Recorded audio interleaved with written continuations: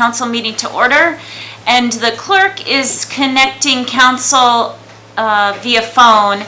And while we're doing that, I might just say for the record, if you tuned in a little early, we had a work session prior to this regular meeting, and it was an education on if we need to move to a code orange, what the matrix was, what factors are being evaluated, but it was not that we were moving into a code orange. It was an educational work session. So, and that is available on YouTube if you'd like to take a look back at that, and it will also be, I believe it was live streamed on Facebook and also on the radio. Welcome to the GCI Conference Center. Thank you. Please stand by. If you are the chairperson, press please. You will now be placed into conference. There are 4 participants in the conference. Madam Clerk, we're going to start with the Pledge of Allegiance. Lieutenant, would you lead us in the pledge, please? I pledge allegiance to the flag of the United States of America and to the republic for which it stands, one nation, under God, indivisible, with liberty and justice for all. Thank you. Roll call, please. Tonight's roll call. McClure, Here. Osenga,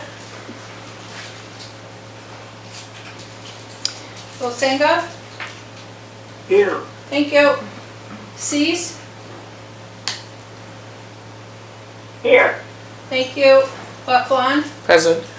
Butts, Here. and Kreitz is excused, and Mayor Terry. Yes. You have a quorum. Thank you. Next on the agenda is citizen comments on any subject except those items scheduled for public hearing.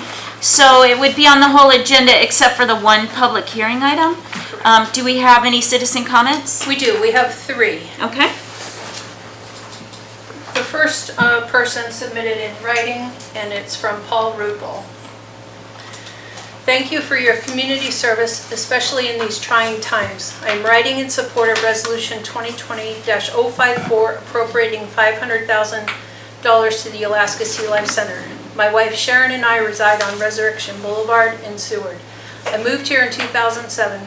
Sharon and I both volunteer at the Sea Life Center, and I have served 6 years on the board of directors.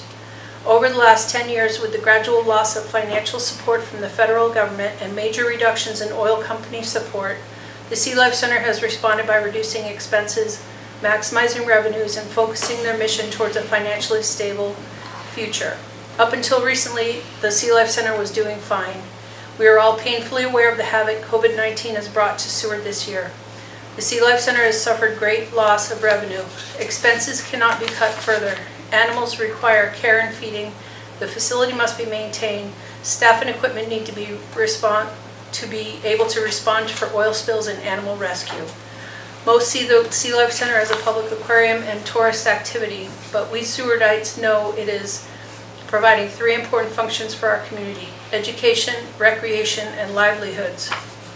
When forced to close their doors for the pandemic, the Sea Life Center really stepped up to produce educational YouTube videos daily for children and adults, providing an afternoon activity and learning lesson for homebound families. Over the years, thousands of school children have participated in overnights at the Sea Life Center, learning and sleeping among the critters. Visiting tourists learn of our wild Alaskan environment and the environmental care required. The Sea Life Center is well used and appreciated community asset. Occasional public gatherings are held, such as weddings and birthday parties. Easter services are especially enjoyable as the birds and seals view the activities. Events such as the community Christmas party and the various fundraisers are packed in a welcome break to long winters. Lastly, the Sea Life Center is the 2nd largest private employer in Seward, supporting about 70 local families, most with families. Our economy needs these families and jobs to thrive. I try to stick to the positives, but let's not forget the effect of the Sea Life Center closure. The facility becomes a huge expense to Seward. Loss of jobs and talented community-minded families, loss of a major tourist draw. Thank you for your consideration. Please assist the Sea Life Center as much as possible. Thank you. Next is Tara Reamer, and we're going to call her.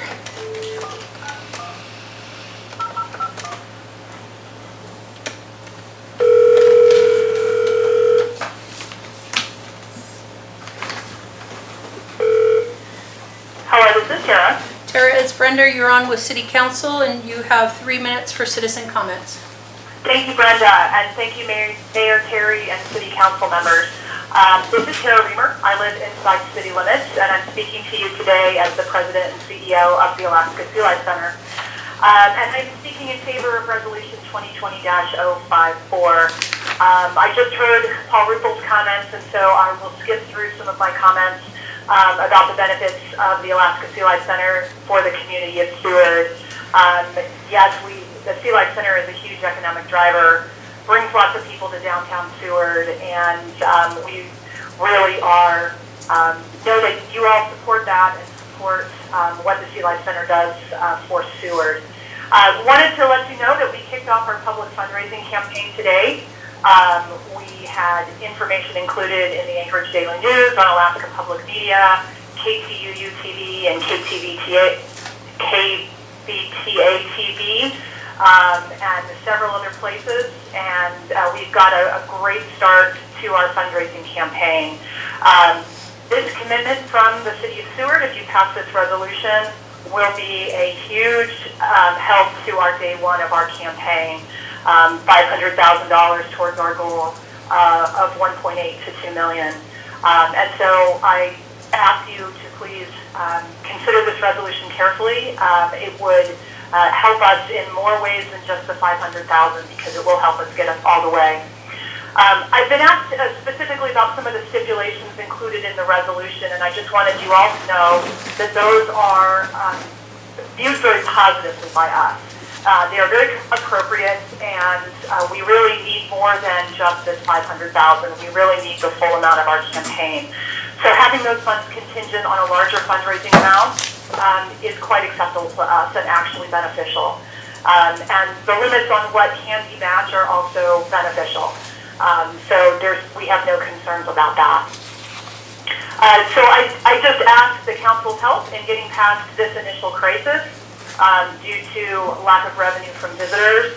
And our next stage, once we get through this crisis, which I am confident we can figure this out, we will be focusing on long-term sustainability.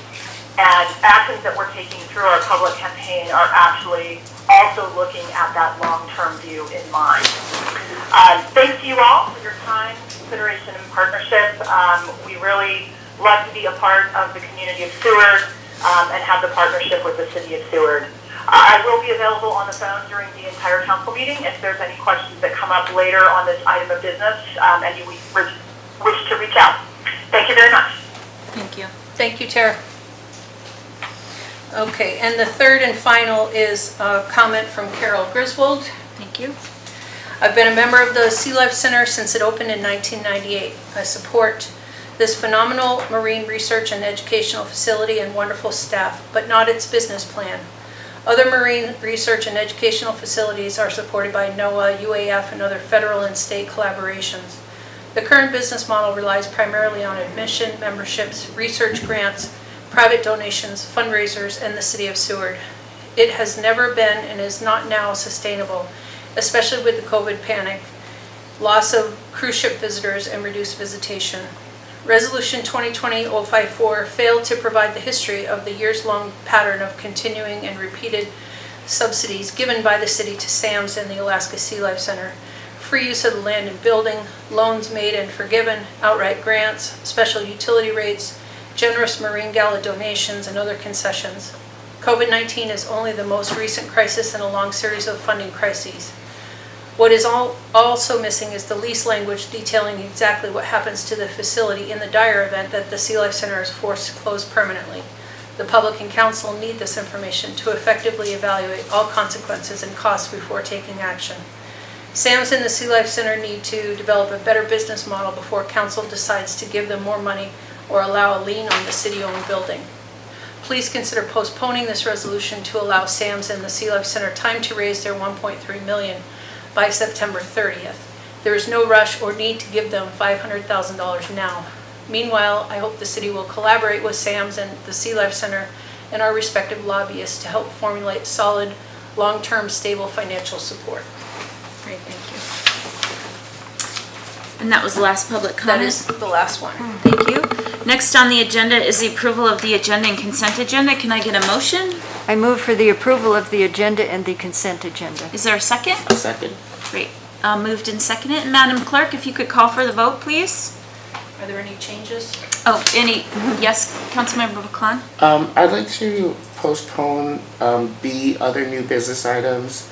Item number 3, discuss the Forest Acres basketball court project. And that was, I put that on the agenda. Okay. Did you want to postpone it until the next meeting? Yes, please. Okay. Are there any objections to item B3 being postponed until the July 27th meeting? No. Okay, thank you.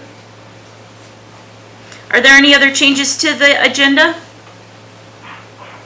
Seeing none now, Madam Clerk, can we have a vote, please? Voting on tonight's agenda and consent agenda. Osenga, Yes. McClure, Yes. Butts, Yes. Cease, Yes. Baclan, Yes. Mayor Terry. Yes, Your agenda is approved. thank you. Next on the agenda are special orders, presentations, and reports. Approved on tonight's consent agenda. Oh, sorry, go ahead. Is the June 22nd, 2020 regular meeting minutes and the July 1st, 2020 special meeting minutes. Great, thank you. So next on the agenda is special orders, presentations, and reports, proclamations and awards. We have none. Borough Assembly report, nothing has I been, didn't receive anything. thank you. And item C, city manager's report. Madam Chair, so in city manager report, I believe they're still reading out the POs, correct? Or the- Yes, Okay. they just don't have the contractor name on there. Okay, thank you. So finance has an accounting support until the new finance director's hire for $30,000. The electric department has construction season warehouse restock for $17,200. And SMIC, the wire rope for the 330-ton travel lift is $14,100. And for parking, it's a line marking and other seasonal materials for $6,000. And so just to give you a heads up too, that the budget books, they were having some proof problems. There were some errors in there, so they're proofing back and forth. But we should have hard copies next week. I was told that by finance today. And on the hiring, the city manager did offer the job for assistant city manager to Stephen Soul. And he wants to be here for assistant city manager, so he's going to start sometime in August.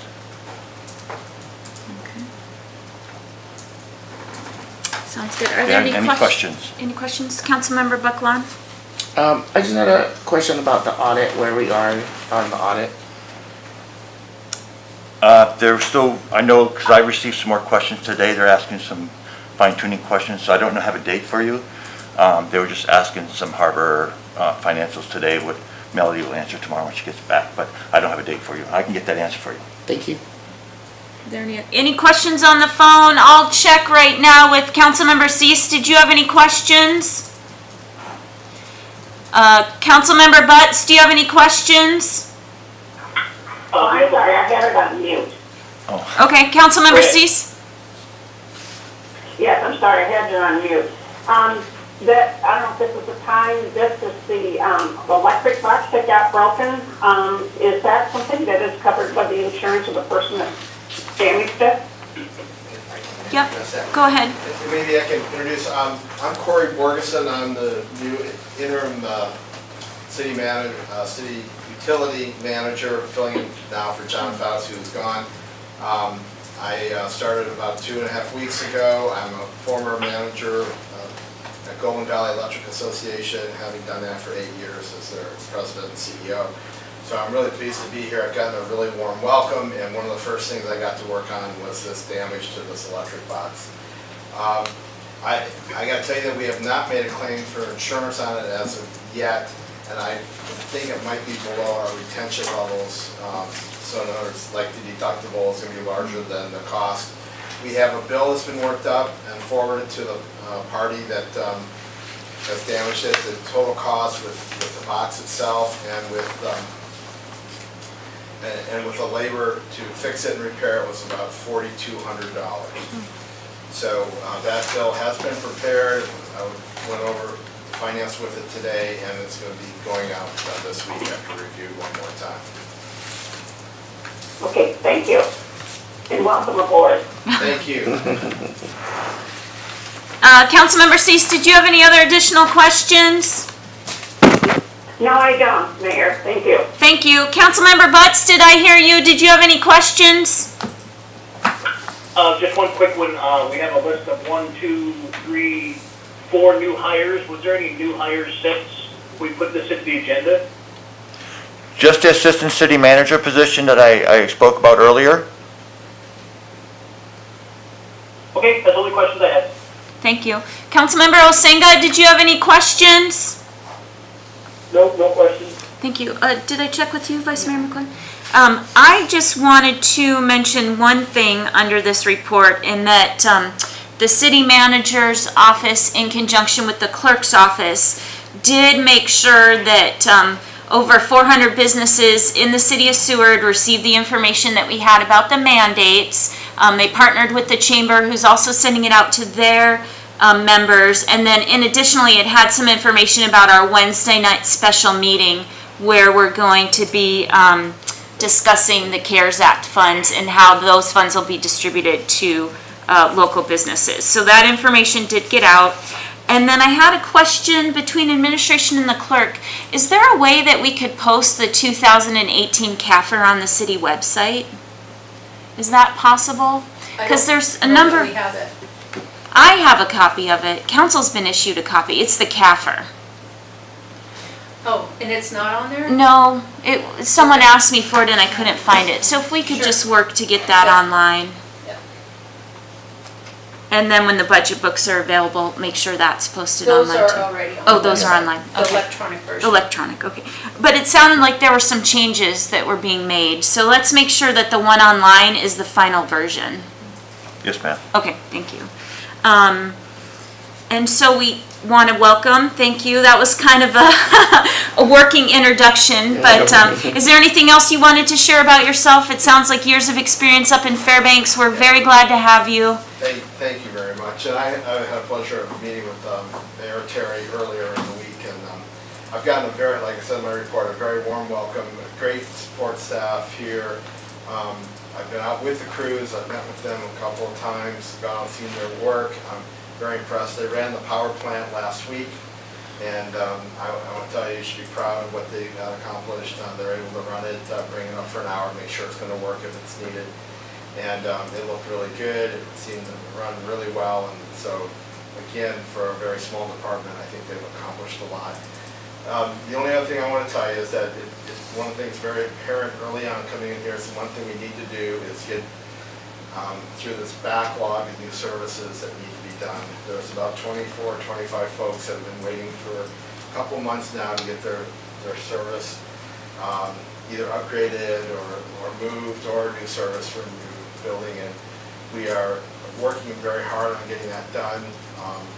Got a plan to kind of break the backlog. It's taking cooperation from the union, which they've given us. So I'm really optimistic. We're going to make sure that the folks that need service, electric service, aren't going to be knocking on your doors or the city manager's door. But that is a priority, number one here. Great. And with that, I'm going to, if it's all right, I'll take any questions. I'll wait till the end of this part of the manager's report, then I'm going to duck out. Of course. That's all right. Of course, yeah. So, you know, it is nice to have the interim director here, and I will go through for questions. Councilmember Buckland, did you have any? And then I'll go to Councilmember Cease. Did you have any questions for the new electric utility manager? No, I don't, thank you. Thank you. Councilmember Butts? No, none, thank you. Thank you. Councilmember Osenga? No questions, thanks. Okay, great. Thank you. Thank you Thank again you for. very much. Yep, appreciate it.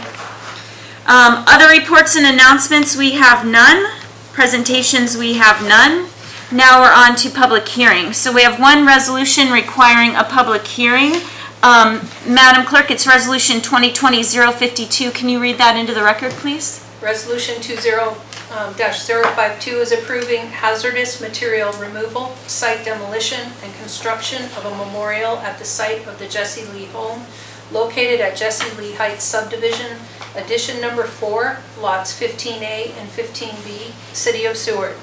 All right, I'm looking for a motion and a second. I move for the approval of Resolution 2020-052. And I'll second. Thank you. I'll turn it over to administration. Do you want to give the overview, please? Madam Mayor, I'm going to ask Jackie, because she's been working on this project. Yep, great. So we have Community Development Director Jackie Wild in the building. If you could go ahead and do the administration report, please. Madam Chair and Council, or Madam Mayor and Council, I'm going to take my mask off if it's okay. That's fine, you're social distanced. I think I'm far enough away. At the June 22nd meeting, we brought forward a presentation done by R&M Associates and a memo from my department asking for guidance from council on what to do with the Jesse Lee home. In front of you tonight, I have included a resolution as well as the current studies that were done, structural and hazardous studies, as well as the past structural and hazardous studies. The city accepted grant funds in the sum of $1,073,441.46 from the state of Alaska to mitigate the structure, to remove and dispose of vague environmental hazards that are still remaining, including asbestos, underground fuel, and other tanks, buildings, fences, and structures, and to respectfully remove salvaged wood and property features to build a memorial to the residents and staff of that facility. I was asked at the last council meeting to bring forward more of a narrative, so that was included in the agenda statement. I did break it down. It's in the sixth whereas that shows you just a brief of what R&M had come up with their engineers, and a better narrative explaining how the process works and what type of money we're looking at. I'm asking tonight that the council approve the city manager to move forward with the execution of this grant that was received from the state of Alaska, and that we direct the city manager to put out an RFP for this process. Great, thank you.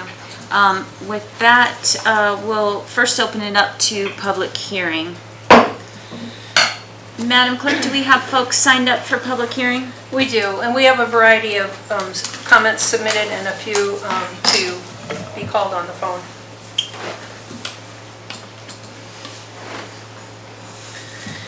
The first comment is from Clark Yarrington. For many years now, Anchorage has been struggling with the fate of the 4th Avenue Theater. The Movie Palace is still standing, and though it doesn't look very good, it is likely still in a condition where it has a potential for a full restoration to its former grandeur. Negotiations between the current owners and various others have not been especially productive, but at least demolition has been forestalled for now. What I've learned from following the process on the theater is that stabilization and constant monitoring of conditions with an eye toward future renovation potential is a good thing, and that one need not necessarily have a concrete redevelopment plan as a prerequisite to preservation. The effectiveness and potential of any redevelopment scenarios are constantly shifting anyhow. COVID-19 has turned everything upside down and inside out. If Jesse Lee had already been redeveloped as a hotel and restaurant nightclub, for example, it would now be shuttered or at least drastically underutilized. If it had been redeveloped as a retail center of some sort, it might be on hard times as well, since the retail sector has been seriously tanking even before the virus. I could picture the Jesse Lee Home Complex as some sort of community center or adjunct facility to a museum, library, or native corporation. The first step is viewing it as an asset to the community and not a liability. The historic significance is well documented. Presence of the building on the hillside outside of the historic city center is still magnificent, even in decades-long decline. The craftsmanship of the original construction details are worth preserving, even if the state's flag had not been conceived there.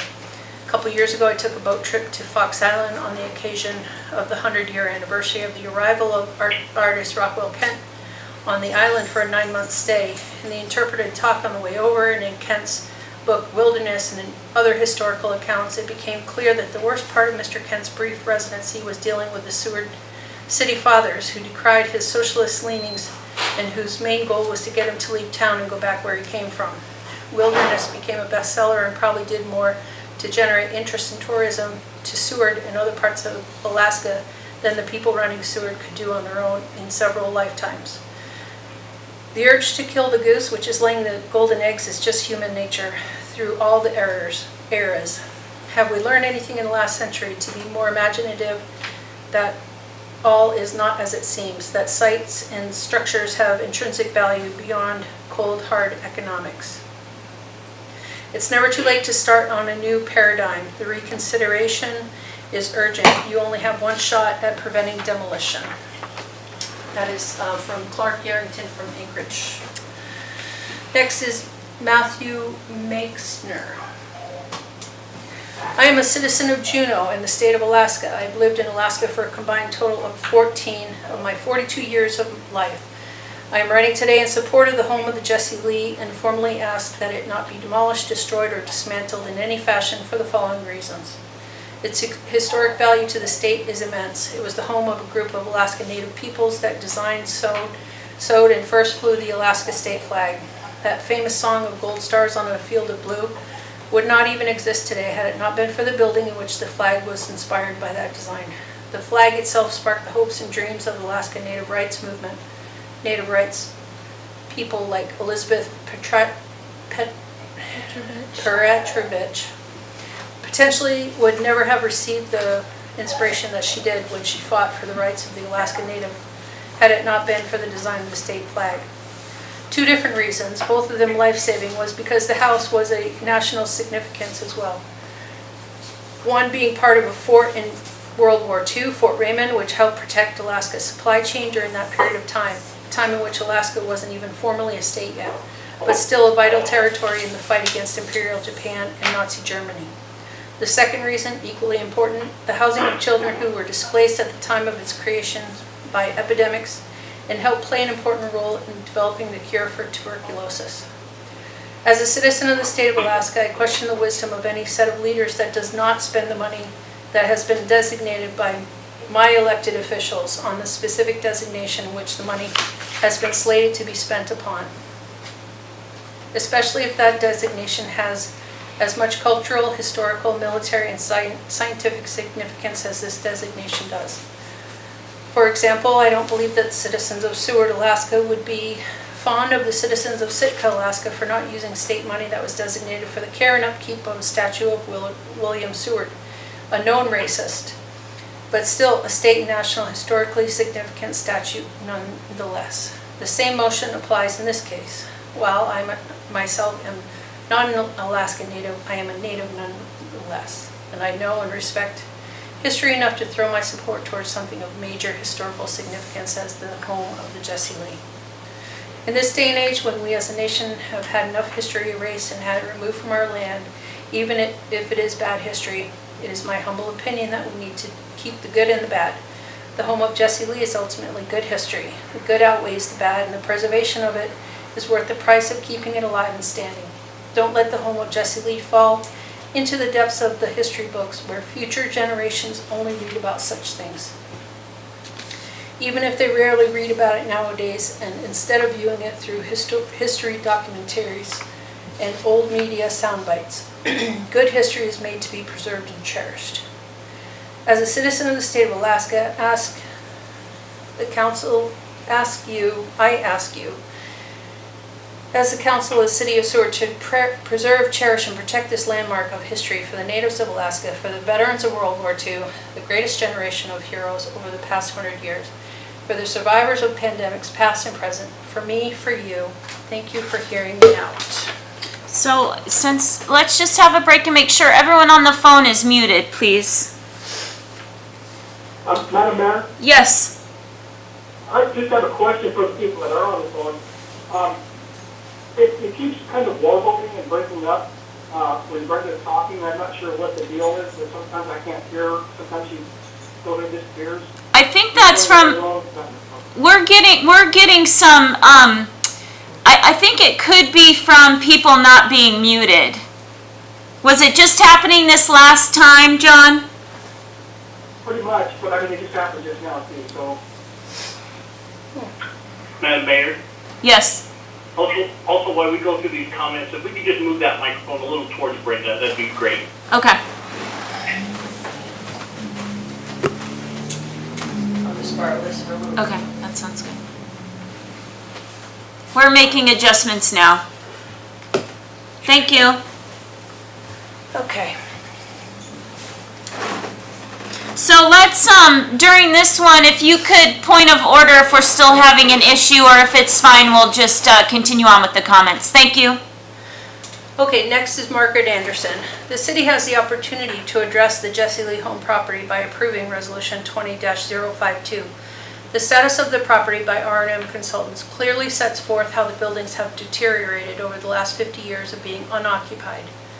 Two financial options of refurbish at $27 million or demolish at $1.3 million should drive home the fact that this property is a liability and will have no value unless it is cleared of asbestos and lead and the building demolished.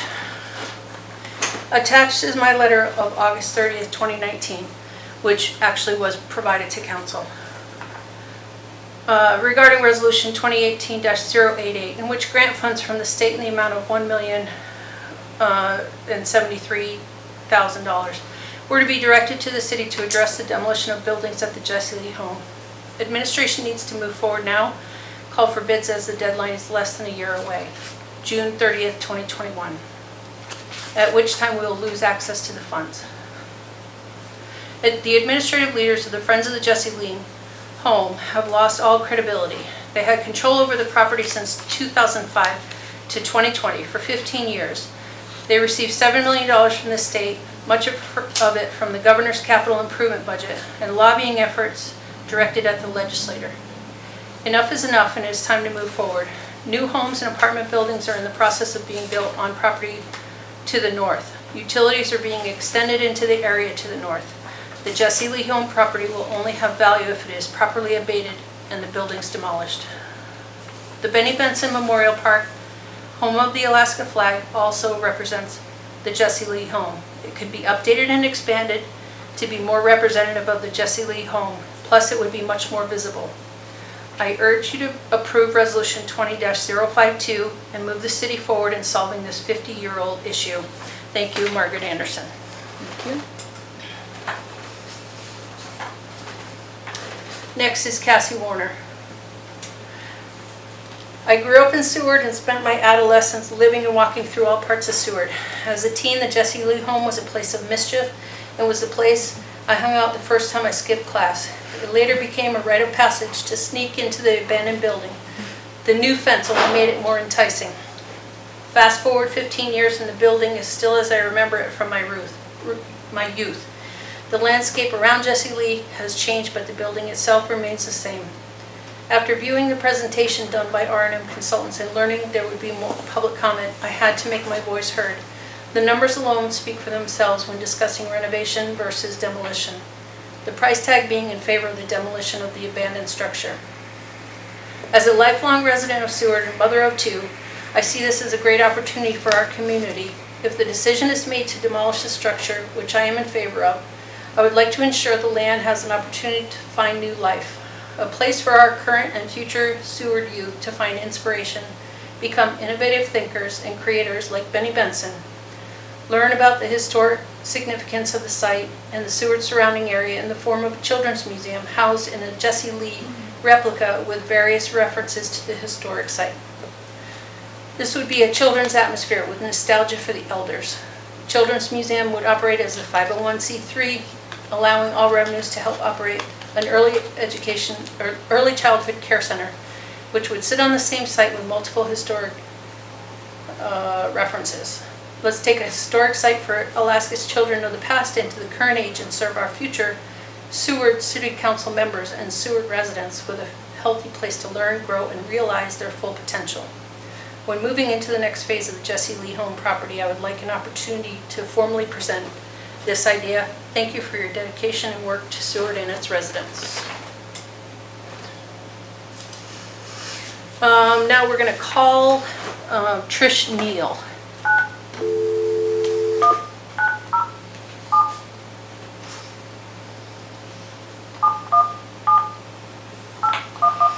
She is with the Alaska Association for Historic Preservation.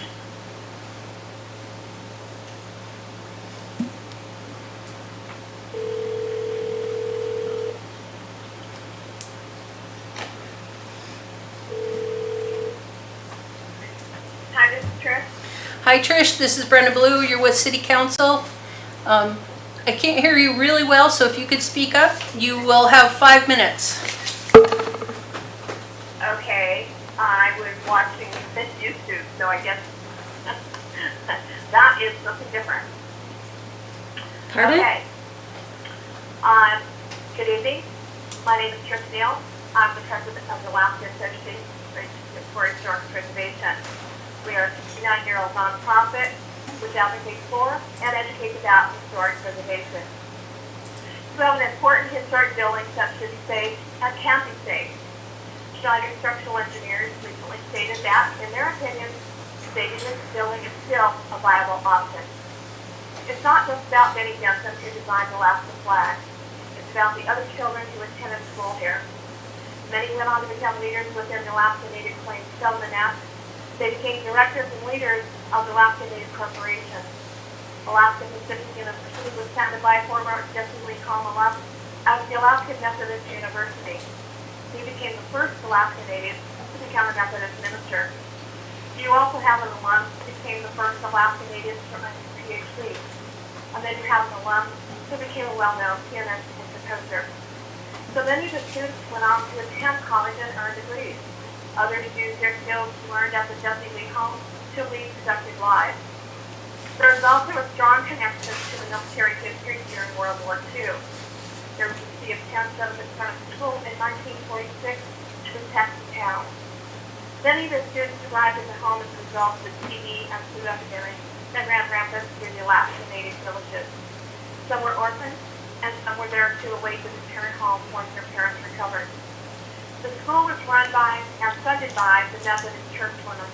This is not a BIA-operated boarding school. Children were placed in groups, and two house parents cared for them, as if they were a family. Preservation of the buildings doesn't have to be done all at once. It can be done in phases, starting with the structural repairs outlined by Schneider Structural Engineers. Since you have to do repairs anyway, you have already started preserving the building. So why waste those funds? I'd like to see a complete breakdown of the projected estimated costs for each phase of the abatement project, including the allocations for the proposed memorial that is included in the grant in case the buildings are demolished.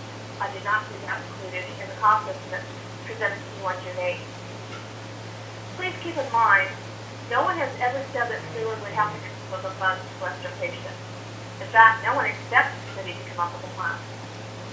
The boarding homes in Alaska represent social policy and thinking different from today, but still important to understanding Alaska Native people. Privately funded, they met a huge social need before government programs were established. The Jesse Lee Home at Seward complements the Shelton Jackson School at Sitka, a National Historic Landmark. Together, they tell a more complete story about education and life for Alaska Native children during the first half of the 20th century. Thank you for your time. Thank you, Trish. Have a good evening. You too, thanks. Okay, next is, we're going to call Dave Squires.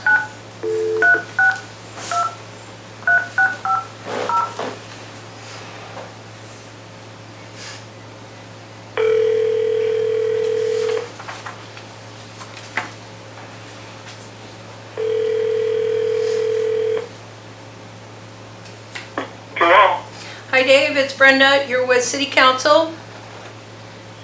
Thank you, Brenda. Yep. Good evening, everybody. For the record, I am David Squires, resident of the City of Seward, Madam Mayor, council members. I want to tell you a little bit of my history too.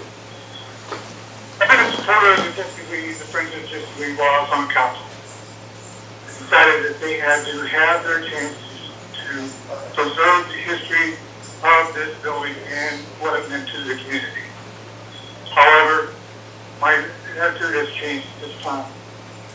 I've been a resident of Seward for 36 years, and in that time, the Justice League home has had 3 different owners of that property, and that property in the city of Seward. Each of had different ideas for the property at that time and had the community support. Unfortunately, each have failed. I am thinking that the community needs to be able to afford the reconstruction of the property. And I feel right now that we do not have that, considering our financial impact that we have with the virus facing our state.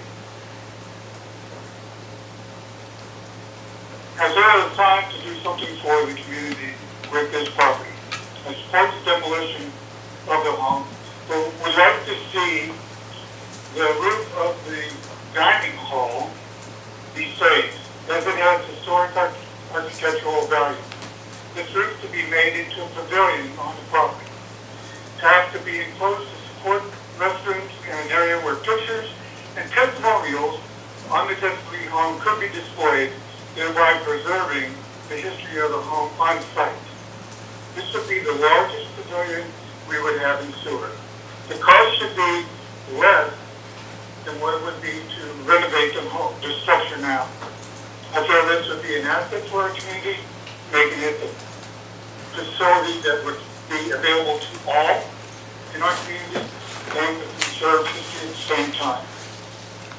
Another little comment I should have on the side is that the comments from people from out of our community, I want you to remind yourselves, they're not going to pay for the reconstruction of this building. The taxpayers of Seward and our surrounding community will. Thank you for your time. Thank you, Dave. Have a good night. You too. And next is a note from Carol Ann Lindsay. I urge City Council to pass Resolution 20-052, which approves the removal of hazardous material and site demolition of the Jesse Lee home. Over the past 50 years, this property has deteriorated to a state of being a serious liability to the city and surrounding property owners. The estimates by R&M consultants reveal the seriousness of the issue. During the past 15 years, the $7 million received from the state by Friends of the Jesse Lee to accomplish a renovation has brought no observable results. The building is still riddled with asbestos and crumbling cement. It is a blight on the community. The city needs to move forward with bid requests before the funds available for this process will expire on 6/30/21. The area surrounding the property is currently being highly developed with homes and rental properties, and if the space where the building is situated becomes vacant, it could be a great area as a community park or whatever project may be approved by the citizens. Relative to the Benny Benson Memorial Park, home of the Alaska flag, this area also represents the Jesse Lee. It could be improved, updated, and expanded to be further representative of the home. Also, this area is one which is highly observable upon entry into the city. On a personal note, I grew up and went to school with children in Jesse Lee. Many of them were, and still are, the friends of my childhood. I can assure you that the home was not a happy place for them. It represented the loss of home and family, and they did not want to be there, although it appeared to be the only solution for their futures at that time. In closing, please approve Resolution 20-052 and move forward with a solution to finally resolve this long-standing issue. Carol Ann Lindsay. And now there's several of them that are just quick, so I'm not going to do the timer. Okay. From Bella Bodnar, please save this historic landmark. Let me see if I have one behind that, sorry. From Candy Norman, I am appalled the city of Seward believes Jesse Lee should be destroyed. I was born in Seward in 1948, have resided here since. 3 of my grandparents owned businesses here from the 40s until passing away in Seward. My uncle and dad served on the city council. My parents owned a business here for 37 years. My husband and I owned 3 different businesses here after attending Seward grade and high school. On the night of the '64 quake, my dad scooped our family, 5 daughters, up and took us to safety at the Jesse Lee. We spent the night there hearing on the radio that Seward was burning. A ship saw the tankers blow up the beach on 7th, creating a huge fire which they reported as Seward burning. We all were raised with friends residing in Jesse Lee, and very proud the flag came from Benny Benson of Jesse Lee Home. Please save this building. A mere monument plaque will not replace this magnificent home. Thank you for your consideration. Okay. From Debbie Jasso. I live in Anchorage. Every time I come to Seward, I drive by the Jesse Lee Home. To me, it is a piece of history that should not be destroyed. Please save it for its beauty as well. From Pat Jack. As a former Sewardite, I want to add my voice to the many others asking that what is left of the Jesse Lee be preserved somehow. It is a shame to raise sturdy historic buildings, and I believe it is something people will regret if the plan to destroy it is carried out. Thank you for your efforts. From Deirdre Ford, please consider this as one more person who believes Jesse Lee Home, including the Balto building, should be preserved. This home was an incredible part of early Alaska Territory history and has great historical value. Thank you.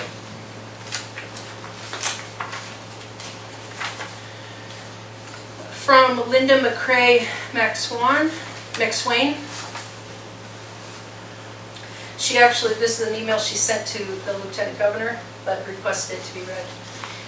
Honorable Lieutenant Governor Meyer, in a few short days, a decision will be made about the survival or the complete destruction of this historically significant and once graceful structure. Please help save and preserve Jesse Lee Home. As a child born and raised in Seward in the late 40s, the Jesse Lee Home was important, vibrant, and productive. Many of my classmates and friends lived at Jesse Lee. My mother-in-law's cousins lived at Jesse Lee. My neighbor, Jesse Lee Hatch, vanished during the '64 tsunami while seal hunting in the waters near Seward, and his body was never found. His parents, Pete and Annie Hatch, lived at Jesse Lee. They were a good, hardworking family, and their survivors are too. Many pictures and words tells part of the story of the home, but maybe the rest of the story will be how we preserve the history, recognize the efforts to shelter Alaskan children who need shelter for whatever reason, and identify a way to preserve the site. If we believe that we should take care of what we have, then the answer is surely to restore her. The fact that this building has been in disrepair for more than 50 years is true. Whose fault? It really does not matter. What matters is how we take care of what we have. Jesse Lee Home cannot be replaced, but it can be restored. The destruction that is currently taking place across our country is shocking. I would like to see Alaska restore and preserve rather than tear down and demolish. History is important. I learned this early on from both my family and my teachers in Seward. We need to take care of what we have. Next is Sarah Walker. For nearly 100 years, Jesse Lee Home has stood unused since the 1964 earthquake. It stands as a ghost of its former self. It was built in the wake of the Spanish flu pandemic, opening its doors to those children who lost their families and homes because of that sickness. It has a rich history, but unfortunately a gloomy one as well. There was creativity there when Benny Benson designed our state's flag. There was sustainability out of need with gardens and a farm to feed the children. It's all too similar that 100 years later, we're living through a pandemic of our own, and the subject of the day is the Jesse Lee Home, and the question at hand is what is to be done. I am 100% behind preserving the spirit and the purpose of this home, but at what cost? Looking at the numbers alone, any reasonable person would have to agree that it just makes more sense to demolish it. Otherwise, the sentiment will be very costly and honestly selfish of those who would spend 15 times the money trying to renovate it. Our generation could better serve the future by rebuilding it to its original likeness. The home historically was used for children. Let us build it for them again. Let's rid the area of the toxic components and build it anew. Again, we find we have a need of a place for our children, a pressing need for quality childcare. Let's build it to fill that need, promote early childhood education. A child care center that also houses a children's museum that can teach our children the history of this great land, and peoples with interactive and educational exhibits that promote creativity and play. Not by preserving a structure that has long been wearied by sicknesses, wars, and natural disasters can we do this, but by giving our children a fresh start so they can write their own histories and be the creative minds of the future. This can become a place of laughter for the next 100 years. These are times to be economical, innovative, and thoughtful. Let us show our children what the talented and forward-thinking minds of our friends and neighbors can achieve. Let our kids make history by giving them a historic site, North to the Future. Next is our comments by Casimir Lorenz. As a fifth generation to Seward, Alaska, I'm a young woman that has roamed around here all my life, and as a child would go and look at the beautiful Jesse Lee Home building with my family, and while standing from a safe distance, they would tell me its history in Seward and the legacy of the people that lived there. I know the building isn't in the best shape, but anyone with a vision can look at those bones and understand the great potential it has, and after it's restored, how it could be the most beautiful building in the state. If we were to lose it, we would lose more than just a building. The lessons learned there cannot be read in just a book. If we decided to get rid of this piece of history that's amongst our community, we will also lose our moral values in our community.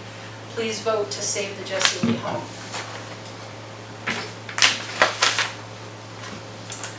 Next is Sue Lang.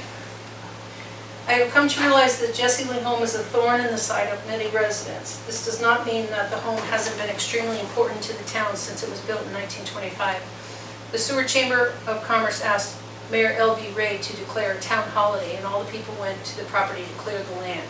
Can you imagine that happening 95 years later? Not very likely.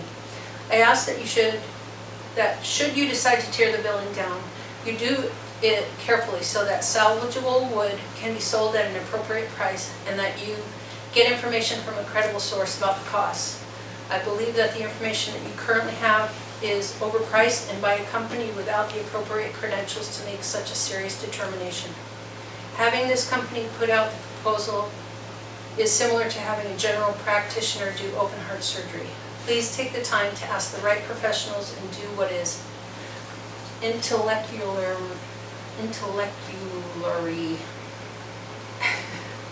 not a word I'm familiar with, and fiscally responsible for the people of Seward. It is most unfortunate that the city of Seward has chosen to not take appropriate measures to keep the property from deteriorating. Great treasure is about to be lost. This is an email from Jessica Stoller that was forwarded previously to council, and that at the request of historic preservation is being read. I'm sending you this email on behalf of the Historic Preservation Commission. At last night's meeting, the commission had a discussion on the Jesse Lee Home. They wanted to let council know the Seward Historic Preservation Commission supports the abatement of the Jesse Lee Home. The commission would also like to ask that council preserve as much of the Jesse Lee Home as possible. Jesse Lee Home has a lot of historic significance for not only Seward but also the entire state of Alaska. Next is from Diane Dubuque. I live at slip E28 in the Seward Boat Harbor. Please read this. I would like to express my heartfelt support for Resolution 20-052, which would approve the removal of hazardous materials and the site demolition of the Jesse Lee Home. Thank you for your time and consideration of this matter. An email from Karen Corrigan. I am agreeing with that it is time to move on with the Jesse Lee Home site. Many of the buildings have already been removed. The city has spent thousands of dollars trying to preserve it or sell it, and nothing has worked. No one has found a way to make this building safe since it was abandoned after the quake. For over half a century, it has sat vacant and become a hazard. During a training session over a decade ago, as a volunteer firefighter, we were on the inside training on the dangers of this building when our deputy chief broke through the floor with one leg. It's time to make this land useful to the community again. I propose, after it's been removed, to at least make it a memorial park. At the best, build the conference and community center here that the city needs. You could even build it to look like one of the buildings and name it after Jesse Lee. We're rolling now. Next from Barbara Dickgraf. Regarding Resolution 20-052 for the approval of removing hazardous material and site demolition. That's basically what she said. She didn't word it exactly right, but she approves the resolution for the demolition. Thank you. Now I'm going to call out to a gentleman called Sam Combs.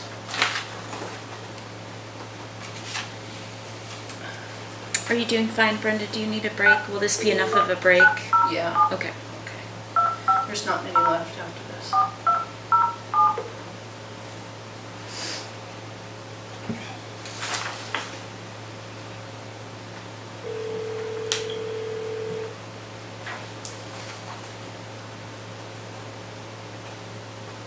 Good evening, Brenda. Hi, Sam. You are on the phone with City Council and you have 5 minutes. Okay, thank you. Madam Mayor. Oh, you might want to Okay. turn the volume down in the back. Madam Mayor. City. You might be getting a little, we won't start your time yet. You might be getting a little reverberation if you have the council on, like maybe a TV or a device. If you want to turn that device on, then you won't have so much echo on your part. Okay, I turned that. Great. Thank you, sir. We'll start your time again so you didn't lose any minutes. Okay, thank you, Brenda. Okay, Madam Mayor, City Council members, and citizens of Seward.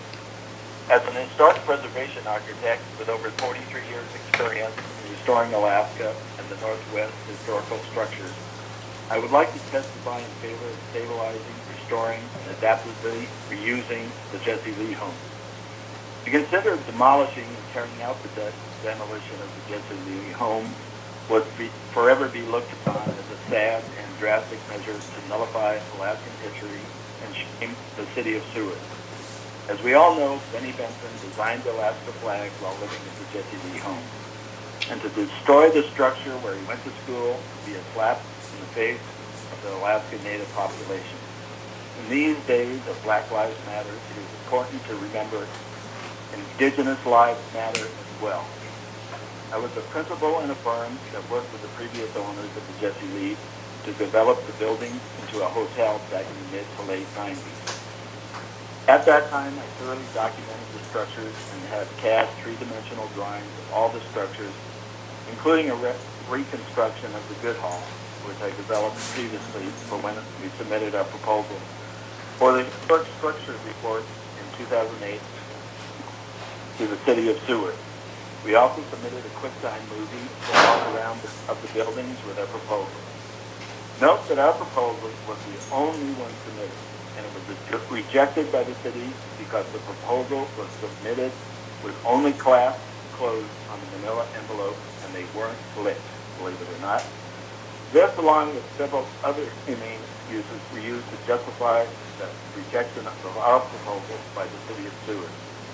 When I asked the Friends of the Jesse Lee home, of which I had been a member for several years, for their support in protesting the ridiculous treatment by the city of Seward, they rejected our historic preservation team, and the Friends sent me an email telling me to never attend a Friends of the Jesse Lee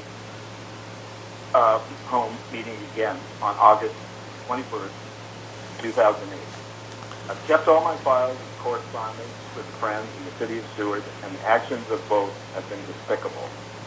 In 2012, we submitted a proposal to the Friends of the Jesse Lee home residential leadership renovation proposal, along with 3 other architectural firms, who were rejected by the Friends, and they selected a firm with no experience in the Jesse Lee, and the firm doesn't even exist anymore.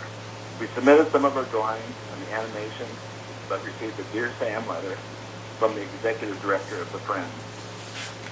So, here we are, 25 years later, from whence I began my work to restore and adaptively reuse the Jesse Lee. But the city and the Friends have committed to stabilize and restore the buildings as we proposed 12 years ago, and the buildings would exist as a proud reminder of our Alaskan history.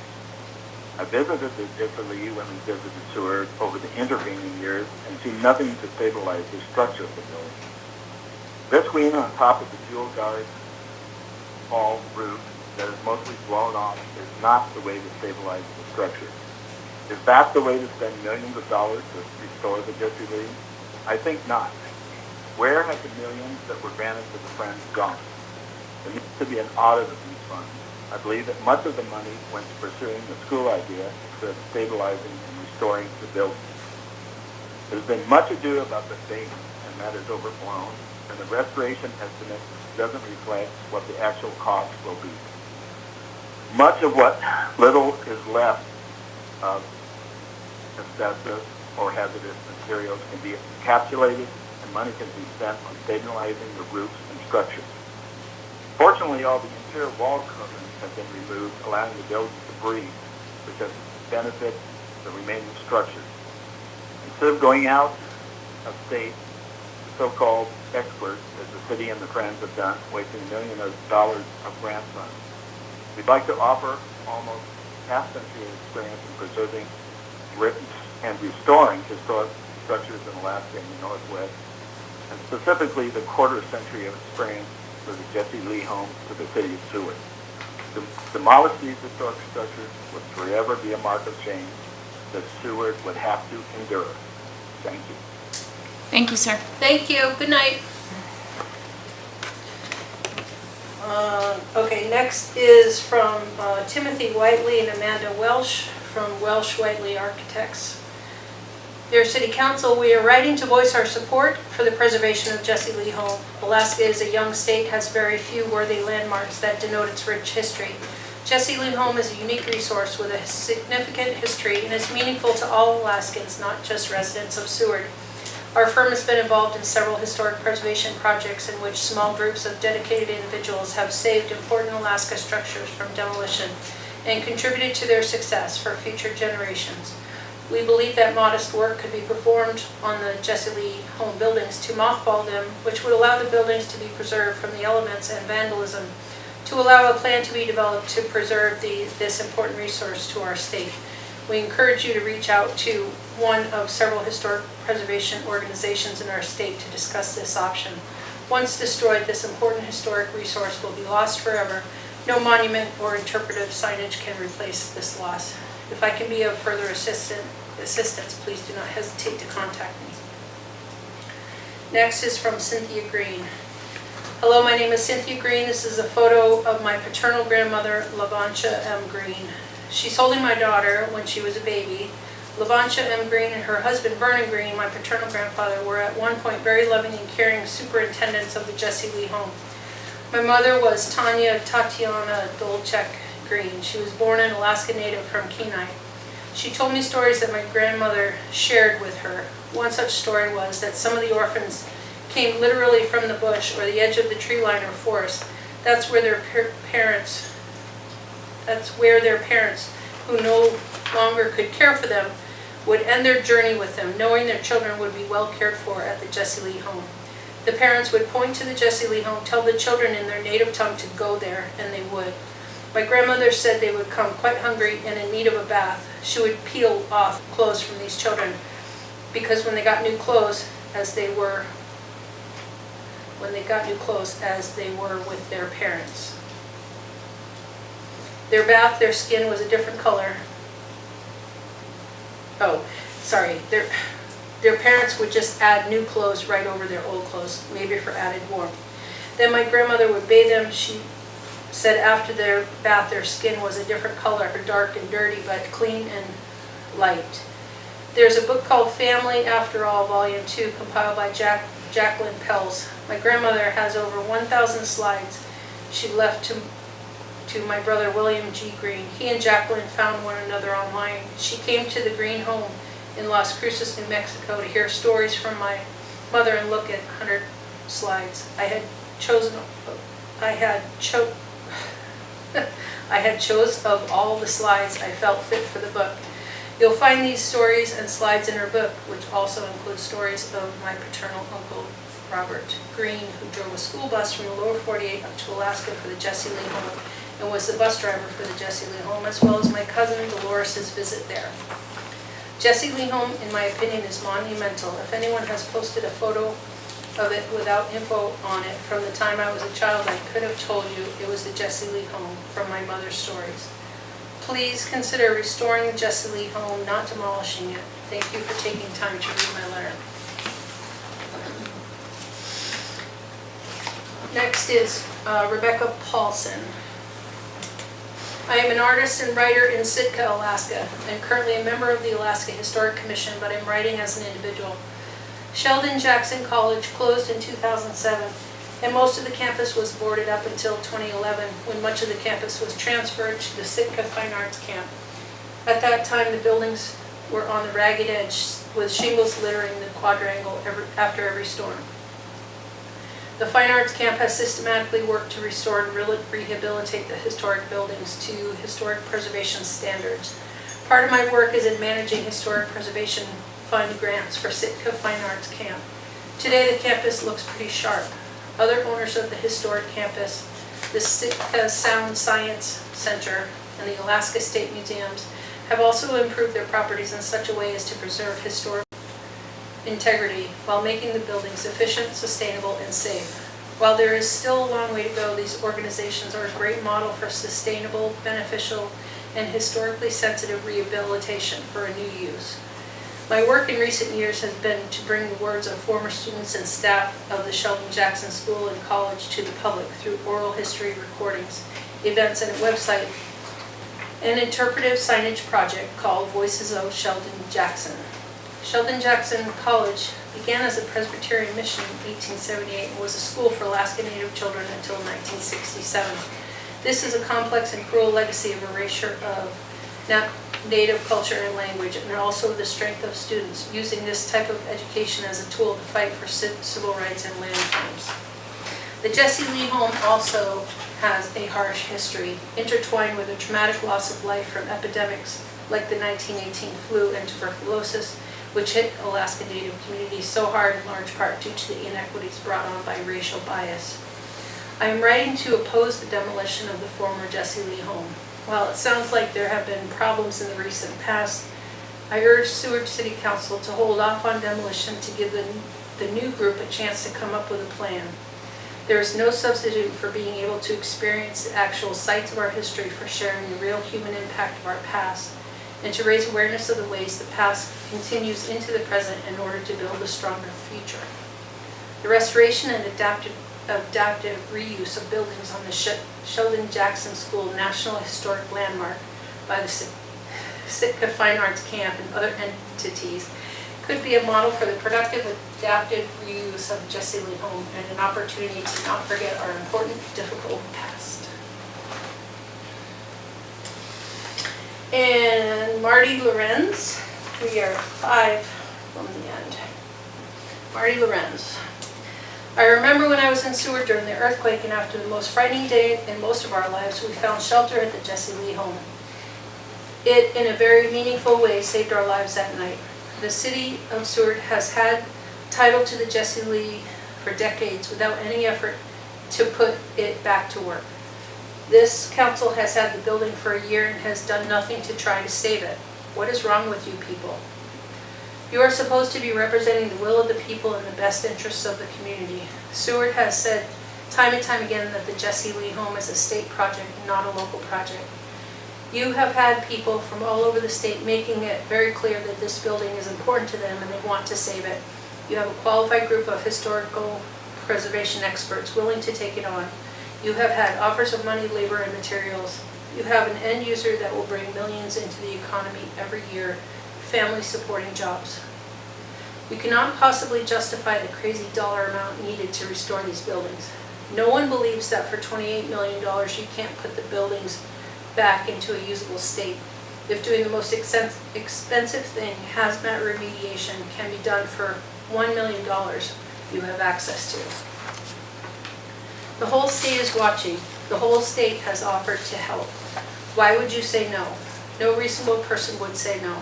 No one, and I mean no one, can understand why you would demolish a nationally recognized landmark that structural engineers looked at in February of this year and said was still a good candidate for rehabilitation. To make way for a park, a playground, some rich guy's house? This does not pass the sniff test. No one believes this effort to demolish the Jesse Lee home is a reasonable course of action. Why didn't you have the work session the Seward Historic Preservation Commission asked for? Why didn't you allow the Alaska Association of Historic Preservation to make a presentation? To vote to demolish without first considering what options are available is not a reasonable course of action for this body. From Barbara Peterson in Anchorage.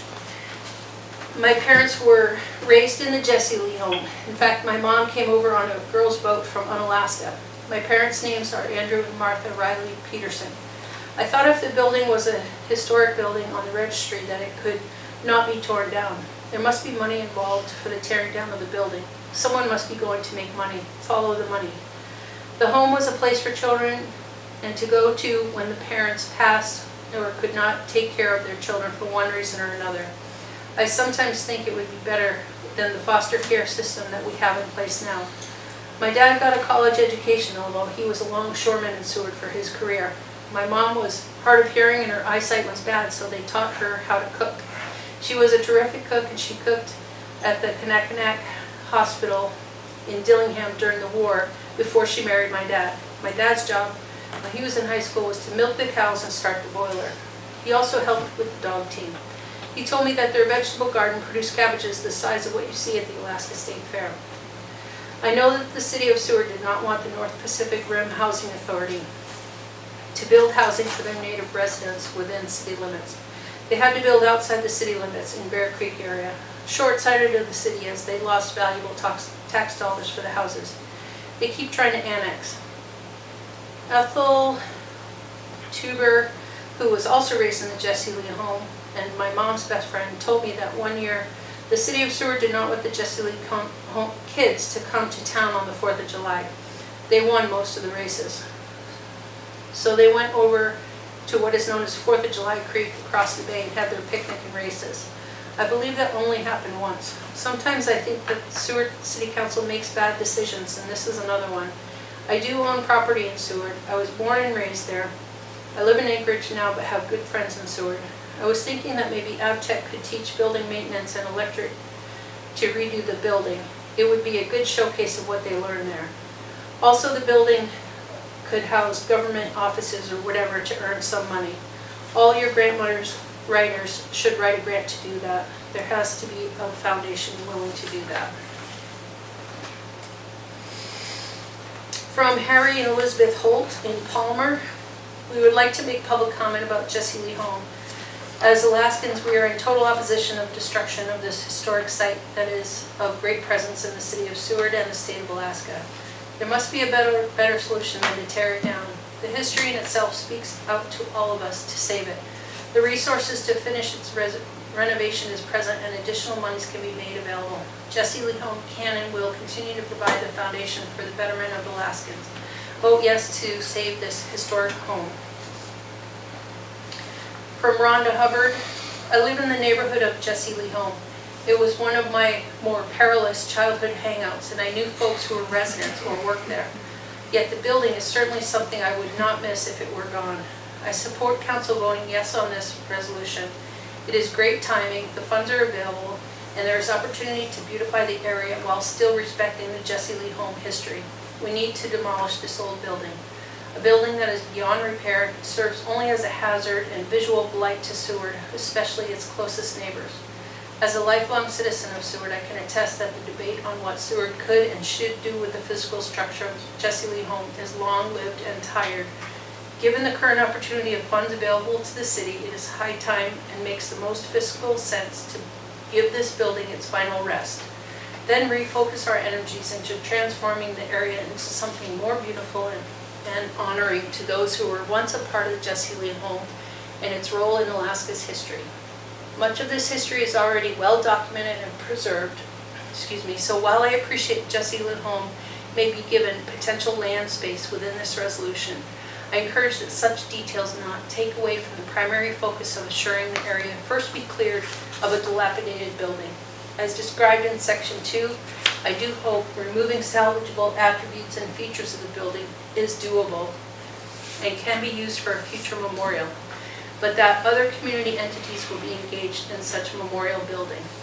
Thank you for your time and attention to this resolution, but only to the point of passing it. This community has Jesse Lee fatigue, and it is important we not allow it to take more of our time and energy unless it is to improve on the area at reasonable cost.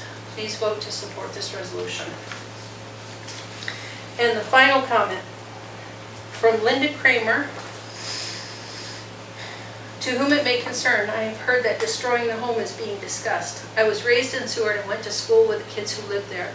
This place has so much history attached to it. The Alaska flag was born there. It would be a huge mistake to tear it down. Why not repair it to its original glory and use it? I could certainly see it as a wonderful museum with a restaurant and souvenir shop, maybe a lodge. There is just so much that could be done with it. While I grew up in Seward, I saw so much history being torn down. Don't let this happen to this spectacular place too. Please consider saving this piece of our history. Benito. Thank you, Madam Clerk. So with that, we'll close the public hearing.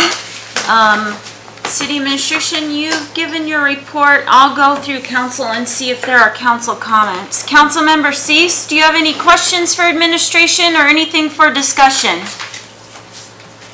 No, I don't, thank you. Thank you. Councilmember Butts, do you have any questions for administration or discussion on the resolution as a whole? Yes, I'd like to make sure that when we start looking at this or to, if we can start to work with some local people here who have expertise in lumber and timber and things like this, or if they need to, I can provide it with names, for someone to go in and identify and mark or tag wood that is inside of the structure, if we do decide to demolish it, wood that's inside the structure that can be salvageable and can be used to make something on the site later on. I want to see if that's something that we can work with. I just wanted to try to see if we can work with local people as much as possible with this, because we do have a lot of local expertise on this in this area. So since you're not in the room, I'm going to look to the Community Development Director and also Norm Regis, since he's here as acting city manager. Part of this resolution does say, usually using respectfully remove salvageable wood and other property features. Is that your plans? Can there be local folks with historical knowledge and expertise be utilized as Councilmember Butts is requesting? Madam Mayor, we have spoken to some of the locals, and we did plan on trying to pull that history as much as possible. And as Councilmember Butts did suggest, it was when we did the walkthrough in February with the structural engineer that was brought up to document the wood that could be used, could be saved, could be used. So we've already put that on our plate. Okay, and just adding to that, I know of at least 2 signatures that are in the building on wood. So if we could make sure that any signatures or, anything that's documented in there could be saved. And then did you, Councilmember Butts, I'll get back to you. I just have a hand up from Mr. Regis. So Madam Mayor, one thing could be in the RFP that part of it, they have to save this wood or signatures to be part of the RFP, just a suggestion on that. Madam Mayor, and it is already in the RFP. Okay, there you go. We have 2 different RFPs. Okay. And then Councilmember Butts, I'll turn it back to you if you have further comments. Okay, after speaking with the local Timberworks company here in Seward, he was mentioning to me that he had asked the Friends of Jesse Lee Home on at least 3 occasions for him to be able to go in and take a look at the wood, give them an assessment of what the condition of the wood is, into District 2. So I think I think we have a lot of good local knowledge that we can use here, rather than going out and finding somebody from New York City who's going to try to tell us what we should be doing with that wood. Great, thank you. Would you, could you provide Community Development Director with that contact at some point after this meeting? Of course. Thank you. Did you have any further comments? The only other thing that I have here is we are at this point because we've had so many different entities come through and say, I want to do something with this, we're going to do something with this, and so I want to support the demolition of the Jesse Lee Home. building something there, whether it's a gazebo, something like this, and having something there. There's already a plaque there, but we need to look at having something really nice for, people in that area to go sit and something else or two. But it's really in to the point where we're really having a problem with the property. I don't think, and there again too, at times we've got emails and comments from a lot of people saying, this will work, this will work, this will work. And those have been dated now. And it's just, we're to the point where we've had so many people come in and say that they can fix it, they can do something with it. And then that's where we're at right now. Because it's taken so long. I think probably 30 years ago, this could have been viable. It could have worked, but not now. And so I'm going to support the demolition of the Jesse Lee home. Great, thank you, sir. Councilmember Baclan, did you have comments? Yes, I did. I wanted to know if administration had looked into any of how much the cost was to get the materials out. To save materials? No, to get all the hazardous materials out. So if we were to demo, and then the hazardous materials had to be taken either to Anchorage or barged out, how much that would be? That was included in the whereases. You see the refurbish, the removal of the home refurbish. That was just to remove the structure for hazmat. And the removal of the hazardous materials is $1,700,000, and that was a high estimate because, as R&M had stated previously at their presentation, that they had got some quotes for the possible movement of that, either by a barge and or by a truck. And that's just for the removal of the hazardous materials? Yes, and some structural shoring that has to be done in order for them to even go in and remove the hazardous materials. So total project cost would be around $3 million? No. So total project cost of? Estimated project cost on the high end, $1.7 million for the removal of hazardous materials, $1.3 million for the demolition and shoring and the removal from the building of the hazmat materials. Yes, if you're going to save it to do refurbishment, if you want to have the asbestos removed and have it shored up to possibly do refurbishment of the building, it's $1.7 million. If you want to demolish the home and remove the asbestos and the materials at that time, it's between $800,000 and $1.3 million. But that doesn't include the taking the materials away from here, right? Yes, it does. That is included in that whole process. It's not just abating it, it's the removal of the abatement. Okay, so you're saying 1.3 million on the high end of the total cost? To demo it. Total cost to demo. So who pays the rest, the 200 and something thousand? It would have to be brought in front of council at that time. To go out to RFP, we would go out, if you guys vote to demo it tonight, we would go out to RFP, and in that, we would specify the costs that we have and let them know, and give the request for proposals back.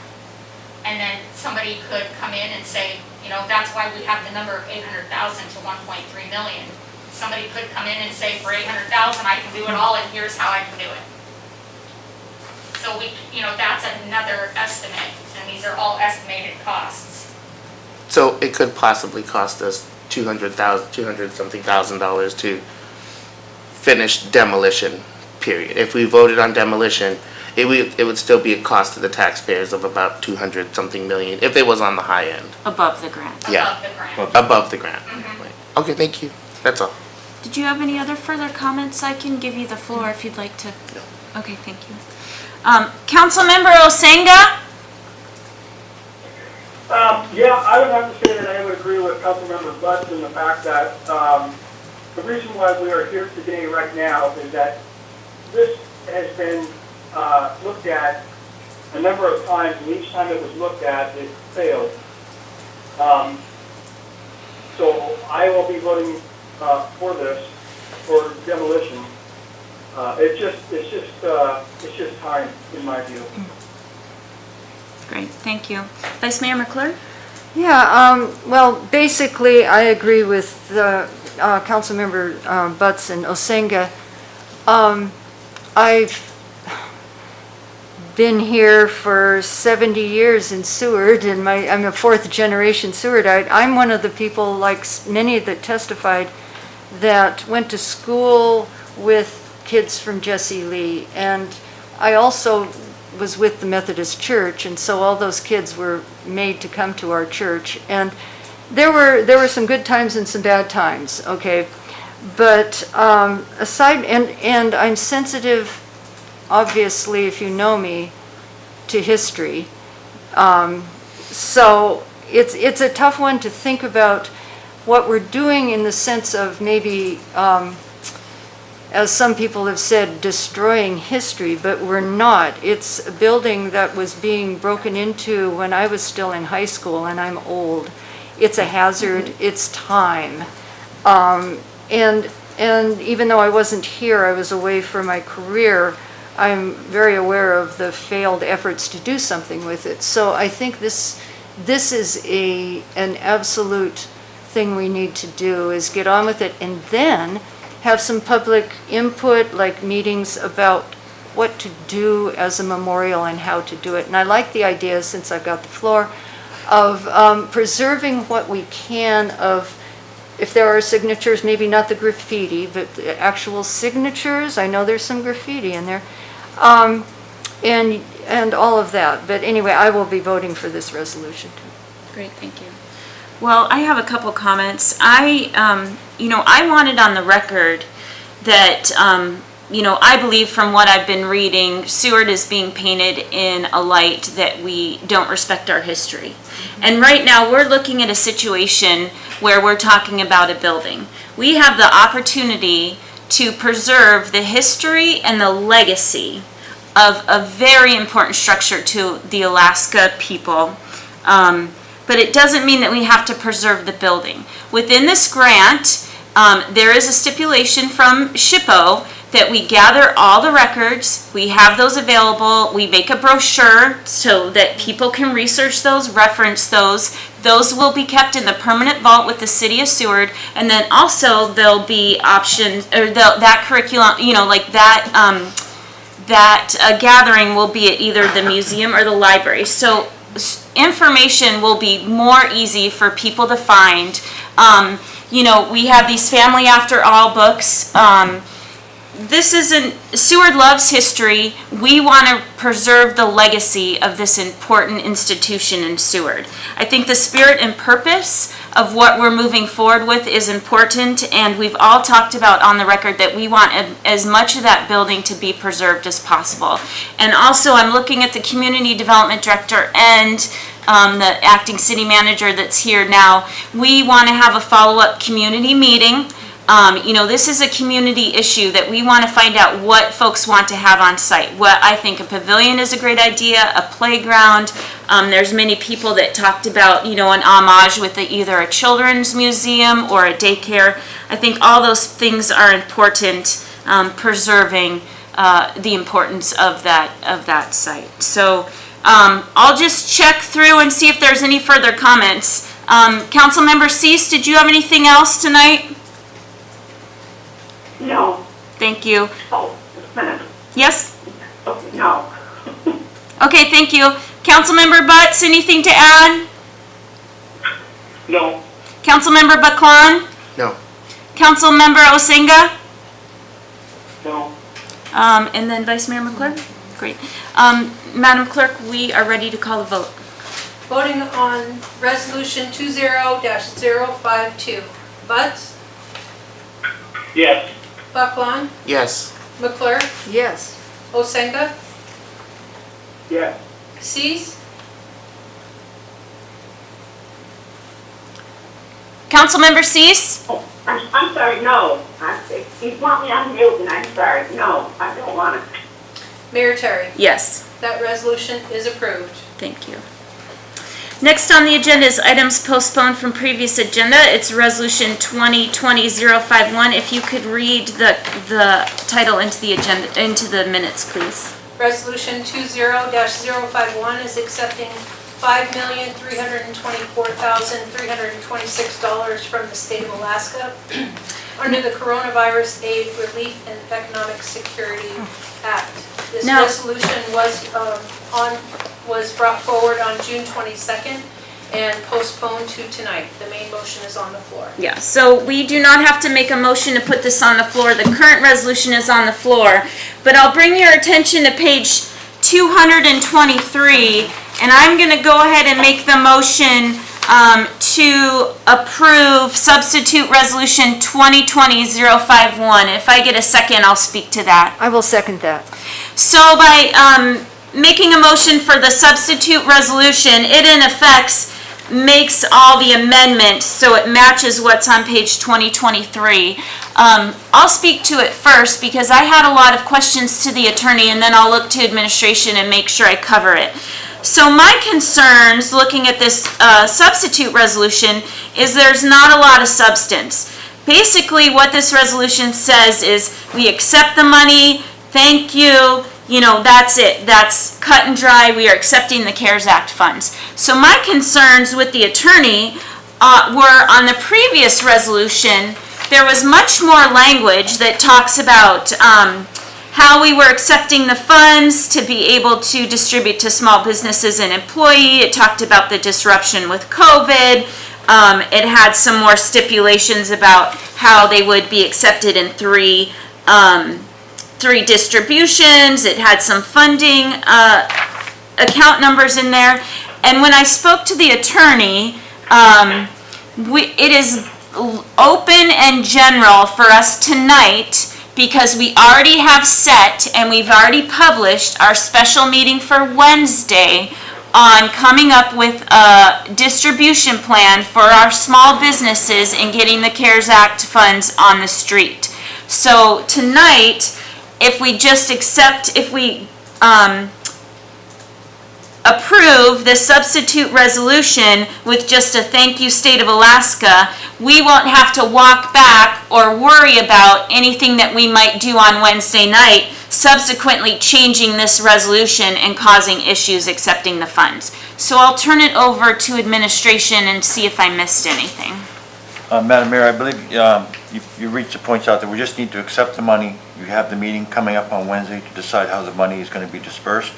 I think that's what the attorney, when I talked to her, had the same idea. So. Okay. So I am going to go through council. So again, what we're debating now and what comments are is when you look at that substitute resolution starting on page 23, that's what's before it's tonight. And that's why we postponed it at the last meeting, is because there were some questions as it was originally proposed. So I'll go to Councilmember Osinga. Did you have any questions or comments, sir? The only comment I would make is that this is just simply accepting the funds from the state of Alaska. Then it seems simple enough to me, so I like it. Thank you. Councilmember Cease, did you have comments or questions for administration? No, I don't. I think we ought to get our bid in on it. Thank you. Councilmember Butts, did you have comments or questions? No, none this time, thank you. Thank you. Councilmember Baclan? I do have comments. What may seem simple also is very complicated, because when we look back in history and we look at what the whereases say in legislative history, this was meant to be for creating economic development for small businesses and for nonprofits. All of that language is taken out. The CARES Act funding is taken out for what the agreements are, the distributions. Can I point of order, please? Yes? This is just to accept the money. I have an objection with the point of order. About disbursement, we can discuss that at the Wednesday meeting. This is just to accept the money from the state, right? It is, but I think Councilmember Baclan is speaking to is either his support or his disagreement with the substitute resolution based on what's missing in the whereases. So I think he should be, I believe it falls under what the current motion is made. So Councilmember Osenga, Councilmember Baclan, I'll let you continue. So anyway, as we speak about, thank you, Mayor Terry. As we speak about legislative history, and the whereases are to tell the story. And when you take the story out of everything, and you look back in history, it totally demeans everything that this money was is intended for. I do have issues still with the original resolution, but I will not be supporting the substitute resolution. Okay, thank you. Are there any amendments you'd like to make, or just? Not to that Okay, one. thank you. Make sure I've got everyone. Vice Mayor McClure? I don't really have questions, but I would point out the third whereas in the substitute says the city's intent is to use the funds both for necessary city expenditures and to fund grant programs benefiting city for-profit and nonprofit businesses and individual city residents. I think that includes what the intent is, without a whole lot of words as in the original. So I will be supporting the substitute. Thank you. I also am going to be supporting it. I would not have supported it if we didn't have the special meeting scheduled for Wednesday.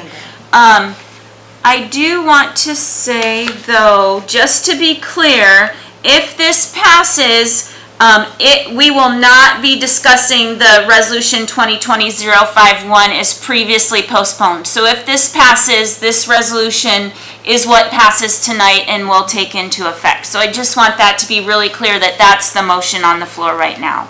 I'll just do a shout out there. Is there anyone else that has any comments? Thank you. Madam Clerk, would you call for the vote, please? And just for clarification, once adopted, you can amend this substitute resolution if you wish.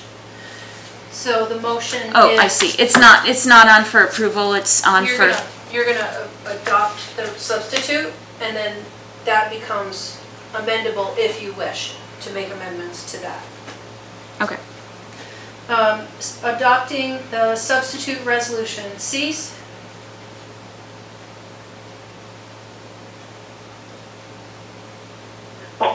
Yes. Butts? Yes. Baclan? No. McClure? Yes. Osenga? Yes. Mayor Terry? Yes. So you have adopted the substitute version. Okay, then I misunderstood our conversation earlier. So now we're voting on approving that? If you have no amendments, now you'll vote to pass it. Okay. Yes. So, does anyone have any further comments? Okay, we'll call for the vote on the approval then. Okay. Voting on the approval of Resolution 20-051. Cease?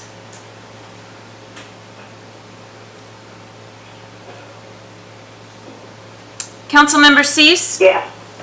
McClure? Yes. Yes. Osenga? Yes. Baclan? Yes. Butts? Yes. And Mayor Terry? Yes. That resolution is approved. Thank you. Next on the agenda is Resolution 2020-053. Could you read the title into the minutes, please? Resolution 20-053 is approving a legal services agreement with Boyd, Chandler, Falconer, and Munson. Is there a motion and a second? I move for the approval of Resolution 2020-053. I'll second. Thank you. Administration. So Mayor, I know you guys had several meetings on this with the folks, and then the contract is in there. And I know you worked on how you wanted things done with this. Then I was not part of the executive session, so I'm not sure what was said. So I'm gonna have to defer to you on what was said in there for the contract.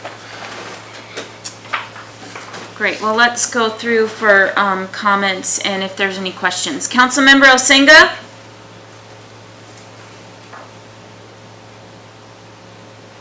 Sorry, hold on, okay. The other thing that I was wondering is, when would this should be August 1st, is when this should start?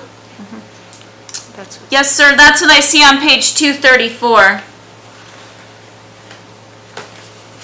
Okay, Did you, that was it. okay. Councilmember Cease? Nothing, thank you. Councilmember Butts? No questions. Councilmember Buckland? No. Thank you. Vice Mayor McClure? No. I'll just say that I think we went through a pretty rigorous but delayed interview process, and I think this really is the best firm moving forward, so I'm excited to have this on the agenda tonight and looking forward to thanking Holly Wells and we're starting to do the transfer and working with this firm. So, Madam Clerk, if we could have a vote, please. Voting on the approval of Resolution 20-053. Osenga? Yes. Cease? Yes. Buckland? Yes. Butts? Yes. McClure? Yes. Mayor Terry? Yes. That resolution is approved. Great. Next on the agenda is Resolution 2020-054. Madam Clerk?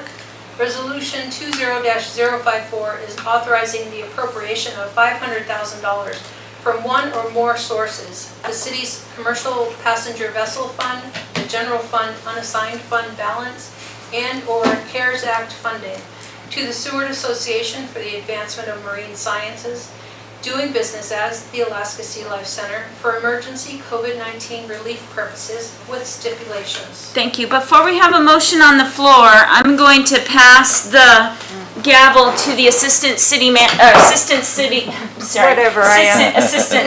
Vice Mayor, with the COVID approved handhold. But I just want to say on the record that I am a current board member for the Alaska Sea Life Center. I am the secretary. I do not believe I have a conflict of interest as outlined in our code. It's a financial conflict of interest. I get no financial benefit whatsoever. I'm not on the payroll. I don't get any reimbursements for travel. And in fact, I commit to making an annual donation as being part of the board. So I'll look to the Vice Mayor for determination. Okay, based on what you've said, I would rule that you do not have a conflict, unless I hear a comment to the, anyone else disagreeing with that on the council. Okay, I really Great, thank you. do not. I'll take back the gavel. Returning the gavel. Can I get a motion and a second on this resolution, please? I move for the approval of Resolution 2020-054. I'll second. I second it. Councilmember Bakwan, you're bringing this forward, and I'll turn it over to you, sir. So I've Madam had, Mayor, Yes. before we get started, can I request for a small break? Yeah, thank you for making sure I'm paying attention to that. Can we do 5 minutes? Thank you. Sounds great. Okay, everyone's thanking you in the chambers also. Perfect.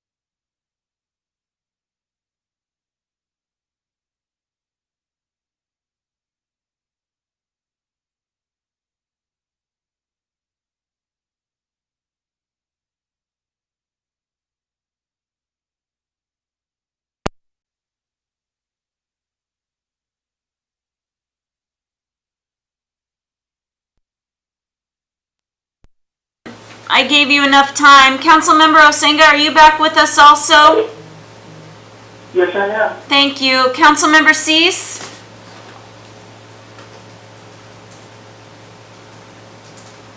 Councilmember Butts? I'm here. Okay. Councilmember Cease?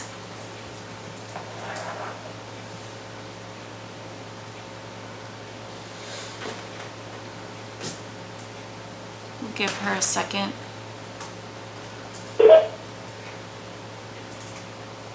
Is that you, Councilmember Cease? I'm here now. Okay, good. Thank you. Sorry. No, you're fine. I'm sorry that it's, it definitely is a hassle, not only for the public, but council members at home. Thank you guys for bearing with us. I'm going to turn it back over to Councilmember Bucklawn. Thank you, Mayor Terry.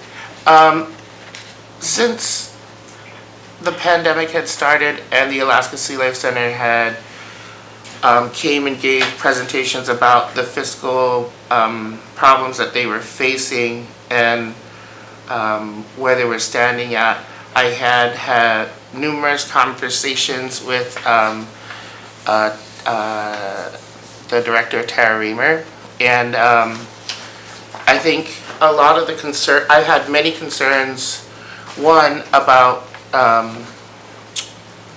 just putting that amount of money in up from the city, first of all. How the Sea Life Center was going to look at financial stability from this point on, as well as what possible what possible things would happen if we, as a city, were not willing to help the Sea Life Center. I think it's important for us as the city, as constituents, to understand too that we are not necessarily giving this money to the Sea Life Center.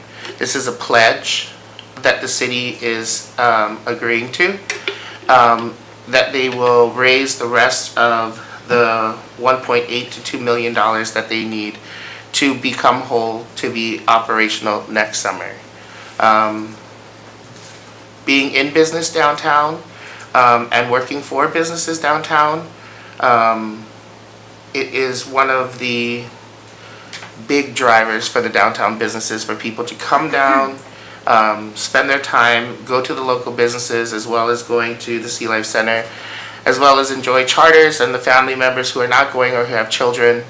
And as people have said as well, the benefits of the Sea Life Center in the winter with the free Wednesdays, the children's programs that they have really support the community, and also the young families that are employed by the Sea Life Center. As we see so many times now where young families have very few options for employment and sustainability in Seward, I feel this is would be a necessary investment for the city to aid the Sea Life Center in a way that can help them get through this. And in no way, from what the Sea Life Center needs, is this going to make them whole. So I do not believe that we are being biased to one business over another by making any one business whole, and through various sorts of funding, which I've had conversations with the mayor about as well. In there is, and some people may have some feelings about the CPV funds, and I've also had those conversations with the Sea Life Center as well. And at our last special meeting at the library that we had, our attorney Holly Wells said that she felt that that was an appropriate use of the CPV funds. There may be other things that the CPV funds are going to be used for as well. So that's why there's numerous options for the funding. And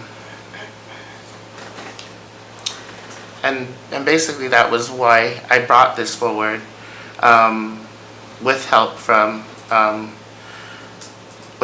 some people as well, to kind of bring this to the council and see what the council felt about this and how we thought if we could help the Sea Life Center through this financial pledge. That was a great explanation, thank you. Before I get to council, I'll let administration.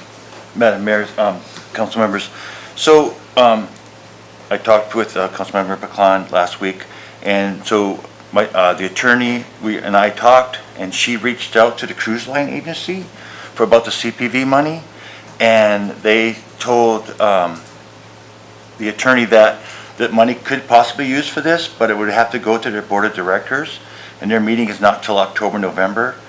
And I don't know when the decision will be made. It all depends on how bad COVID goes, if it goes bad, if they're gonna have it. But I don't know if the decision will be final in time for what the Sea Life Center needs the funds for. I agree, the Sea Life Center is a vital part of our community, and we need to help them if we can. And I don't think using the general fund unassigned fund balance would be a good idea, because the general fund is affected by COVID also, with the lack of, passenger fees and things like that. So my suggestion would be to probably use the CARES Act funding to fund the Sea Life Center, their needs. And I agree that, given the stipulation, they have to raise so much to help, so. Great, thank you. Let's go through, see if there's council comments. Councilmember Butts? I was just wondering, thank you, Madam Mayor, I was just wondering, if there was any other recommendation, or what was the recommendation from our finance director? I know that that's kind of an interim thing there too, but if there was a determination from the city exactly where we should be bringing these funds from. I know that we kind of talked about it, but where is their best estimate of where these funds should come from? Are you able to answer that? So Madam Mayor, yes, so I talked to finance, and so part of this, on the agenda statement, there's let's see, how do I want to do this? So I talked to the finance director, the acting finance director, and he says that the fund balance, like I explained, is not a good place to go, because we don't know how it's going to be with coming in with the funds coming in, like we're used to having. So he suggested also that it should come from the CARES Act funding. Thank you. Did you hear that answer, Councilmember Butts? Yes, thank you. That's all I had. Okay. I'm going to go through and then I'll get back to you. It's I'll a let you have the follow-up for last. that one. Okay, go but- ahead. Go ahead if Okay. it's a follow-up question. Thank you, So the- Councilmember Pecan. So just to ask for, and I know it's probably, I don't want to put you on the spot, and I'm sorry. No, that's fine. But there was, the reason why I think that the unrestricted fund balance was in there was because there may be some oil spill money that was in there. So, I know the history on that. So that 1.25 or 1.5 million of our undesignated, basically our savings account is in there because of the Exxon Valdez money. So that's a very healthy chunk, which to me, if that would be an appropriate use of that money potentially. So, so just on that note there, I don't know the total amount that's in there, but so if this resolution and agenda statement was sent, I know there's a fiscal note, but it was not approved by the finance department because they didn't see it. So maybe for future, to send it to them to make sure they can add, or they ask the question so they can say yay or nay where the money should come from. Councilmember Cease, did you have any comments? Yes, I was real concerned about the vessel fund, and also how much money is left in our unassigned fund balance. Did the finance department provide that information to you? They did not, Madam Mayor. I think, was it 21 million? It's almost 6 months of spending. I believe that's what it was said at the beginning of the budget season. If we had our budget books. Yeah. Yes, ma'am. But anyways, so Councilmember Cease, you were asking about, but we do know how much is in that CPV. Correct, Madam Mayor. So there's 1.3 million, or some of it is for the buses for the next couple of years. Mm-hmm. Now we're not going to have any CPV money coming in for this year, so I think they looked at what it might be. I know it's not allocated yet, but for the future years coming, we'll bring it down to around 500,000, what's left in the CPV. I know we have the launch ramp, the engineering's supposed to come out of that, and also the construction cost is roughly 300,000 from the CPV money for that. And you are able to use CPV money for The launch ramp? improvements to the, Yes, because it's part of the emergency thing. If the cruise ship happens to sink or whatever, have a fire, all the cruise boats goes, because a lot of, I mean, not cruise boats, the lifeboats, they were all come in the harbor, and that's one of the areas where they go to, both launch ramps, S-float, that's where they would go. They can set a triage up. It's all part of the emergency plan that was through the fire department that we posted. I mean, it's in the emergency plan itself. great, thank you. Mhm. Councilmember Cease, did that answer your questions? Did you have any further comments? Okay, I'm sorry, I hit mute again. Well, it just told me what's in there. That doesn't mean, does that say then, Norm, that we can use it for the other? Use it, Madam, Councilmember Cease, use it for what now? Sea Life Center. So that's Sea what, Life Center. so we would have to ask the cruise line agency, and when they have their board meeting, they could say yes or no. But if we use it prior to and they say no, we would have to pay that back. And I don't know where that money would come from. But I know the Sea Life Center needs an answer here real soon, and by the time they have their board meeting, we won't have an answer. If that helps. Well, it don't, but I guess it'll have to be. Did you have any further comments or questions, Councilmember Cease? No, thank you. Councilmember Osenga? So it sounds like the CPV funds really is not a place to look. My concern with unassigned fund balances or CARES Act funding, well, I've got two kind of concerns here. One is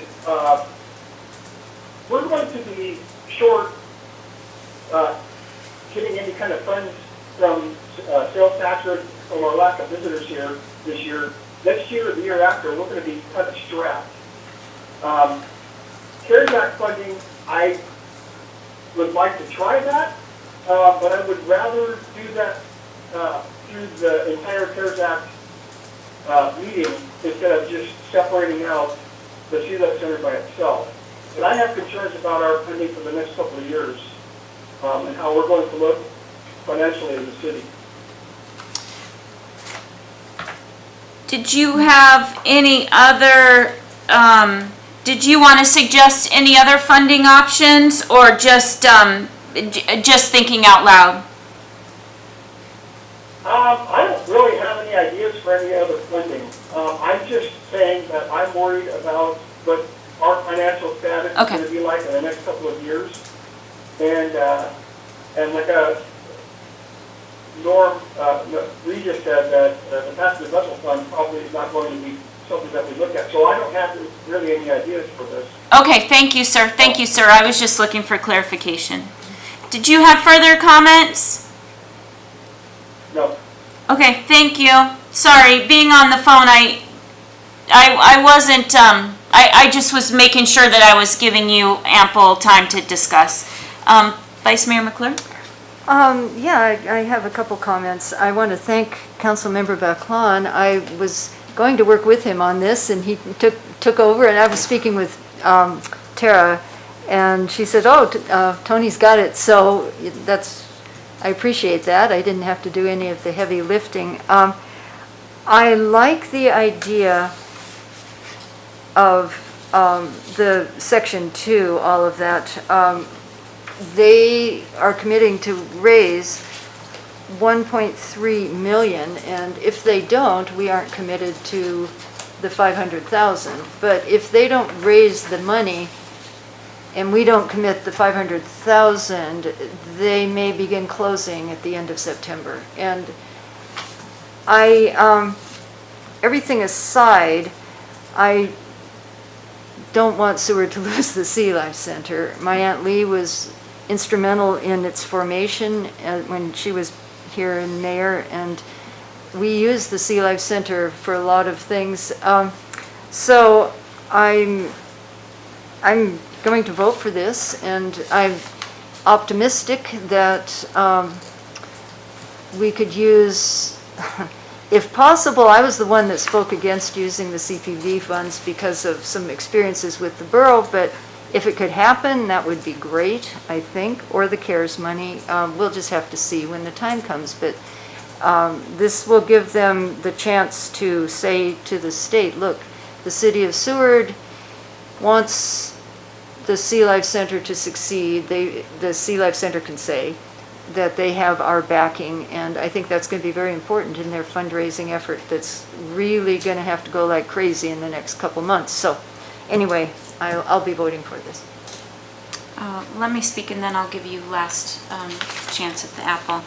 I am also going to be voting in favor. I picked up on one thing that I really appreciate that CEO President Tara Reimer did say is getting through this crisis and then working on a sustainability plan. We need to make sure that, COVID is one thing, but we need to make sure that, again, the business plan, the model at the Sea Life Center, that there's a long-term ability for that facility to maintain. I'll highlight again, this is really just helping them to kick off their campaign. If the money isn't raised, if they don't get the matching money, then again, the city will not be contributing what we're promising potentially tonight. And I'll just say, it was some of my suggestion to have these options included in section 1. I understand that CLIA was spoken to, that they don't have a board meeting until October, November, but I think if the city sent a specific letter to them outlining what our plans are and try to get a determination before that, they might be having, potentially an emergency meeting or a special meeting prior to that board meeting, just based on everything that's happening in the industry. So I think we need to pursue that a little more aggressively. General fund, unassigned fund balance, I know that we're going to be tapping into that, but what this section 1 does say is hereby appropriated from one or more sources. So if we're able to use a portion of the CARES Act that our businesses don't apply for, or if we're able to use a portion of the general fund because the CPV funds don't quite cover it. I mean, we can piece all these things together, and obviously leaving it open like this allows us tonight to support the fundraising, but then in the end, we can turn it over to administration to work on where that funds can really come from, working with hopefully a new finance director that might come in with some ideas.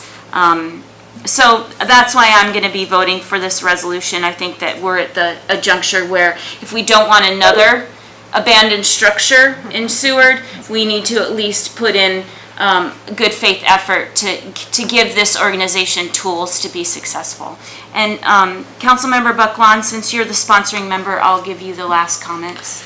I do want to say too as well, when I did have conversations with Tara, they are looking at multiple options for creating a endowment, or a few options for creating an endowment. And I know, I put my money where my mouth is. I'm there every year at the gala, hustling people for their money, and I believe that it's a great driver for business, for families, and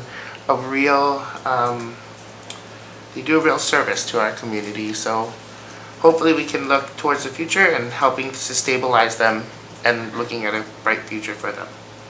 Thank you. Did you have any comments? Yes, Madam Mayor, I'll work with an attorney on a letter to the cruise line agency. Yeah, let's Okay. see if we can just make sure that avenue's Yeah, we can get it started anyway totally to see if they explored. can respond. Yeah, thank you very much. I'll just leave it up. Are there any final comments or questions from folks on the phone? Okay, hearing none. Hi. Yep. Mayor, I would like to say one thing. Yes. So when Vice Mayor McClure said that they were going to raise it by September, how are they going to raise that kind of money by September? That's only 2 months away. They got a lot of work ahead of them. It's in the resolution. So, Go ahead, Councilmember Osing, or Councilmember Bucklawn. So, from my conversations with Tara and the Sea Life Center, they are launching a major campaign to fundraise tonight, and it's gonna be on TV from the comments. So, you know, I feel that it's important that Seward stand behind the Sea Life Center and show that we have support for them and that we're willing to be there for them and be a sponsor in this campaign that they're gonna be starting this endeavor on. So, yeah, I think that's a big lot of money to raise, and I think everybody there is posting on social media already. I've seen it, asking actually in-kind donations don't matter, but that's still gonna help them out. But getting the word out that the Sea Life Center is needing some help, so.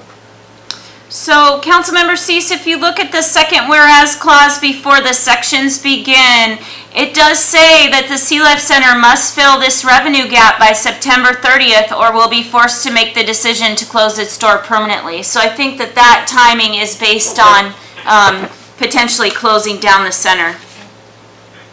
Okay, thank you. Thank you. Are there any other comments or questions? Madam Clerk? Voting on the approval of Resolution 20-054. Osenga? Yes. Cease? Yes. McClure? Yes. Butts? Yes. Buckland? Yes. Mayor Terry? Yes. That resolution is approved. Thank you. There are no other new business items. There are some informational items in report. Ongoing city project and goal list are on page 271. Chamber of Commerce interim report is on 275. I'll just pause for a second and see if folks have any comments. Yes? Madam Mayor, the ongoing city projects and goals list, I have been adding items to as I am aware of them for probably the last 2 months. There doesn't seem to be any interest from administration to use this goals list, projects and goals list. And I just want to ask if council wants to continue using it themselves. Because it's just me doing the updates. And I don't know if you're getting anything from it. You know what I would like to see is, when we had on, I believe it was 2 meetings ago, our list of, work sessions that we've really postponed during, this situation where we can't meet in large groups. Let's memorialize these and have them ready for, that work session at some point, instead of having them in each packet. Okay, so just suspend it until the work session? Yeah, is there any other comments from council members? Do they find it useful to have it in the packet, or?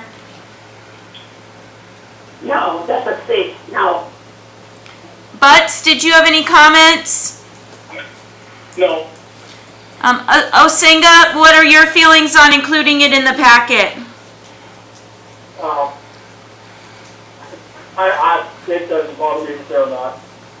Okay. Councilmember Buckland? No? Okay, all right.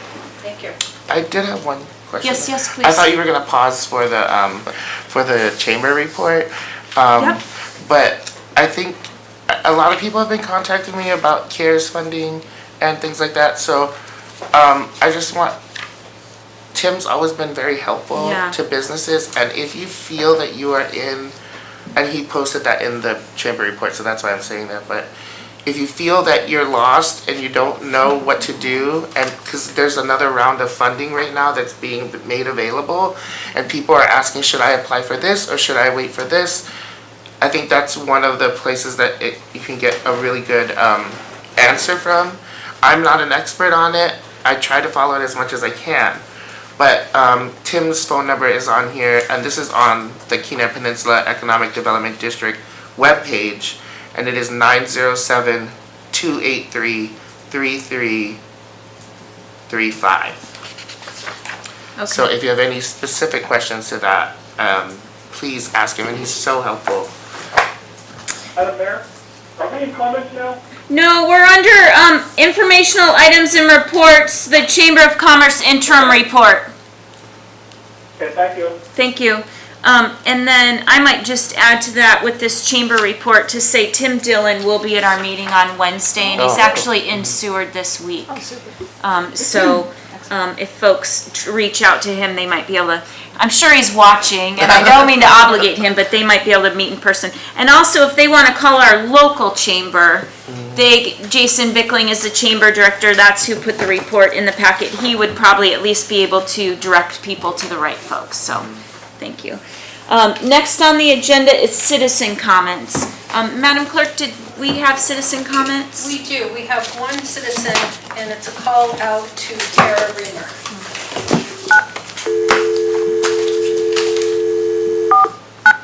The conference has been unmuted. Your...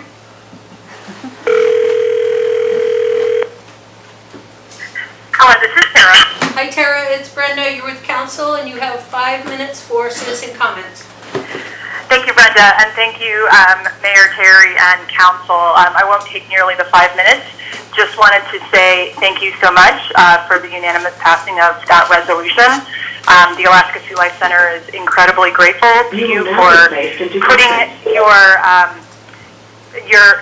putting this first large donation down, a grant towards our very large goal. Wanted to let you know that we actually had more than 500 households become members today, just today. That's more than 25% of our normal annual membership goal. So our fundraiser started fast and furious today, and we are going to be working hard to make that match of $1.3 million, hopefully in record time. Did want to also say, yes, we are looking at sustainability, and one of the reasons I flagged the memberships is that is a big sustainability avenue for us. With memberships, the goal is to get people to continue to be members for a long period of time and support us. And so that's a program we'll be doing a lot of work on to get Alaskans and folks across the country to be members with us, not just this year, but for the next 5, 10, 15 years as part of that sustainability plan. So thank you again very much. Appreciate all your dedication to the time that you spend with council. Please, any of you, don't hesitate to reach out to me if you have any questions this week or anytime in the future. Thanks so much. Thank you. Good night. Good night. Mr. Regis, I'll let you lead off for comments. Do you have any administration comments? Yes, one, I just wanted to, there's a gentleman that walked in during the public hearing items, and he wanted to talk, and I explained to him, I showed him that he could not do that. So I want to apologize to that gentleman on that, the reason why we couldn't do it, because you had to have your request in by 2 p.m. So I just want to apologize to him for that. And then I was going through my notes, and the undesignated reserve is $5.4 million. What's in there right now. So, 5.4 million, okay.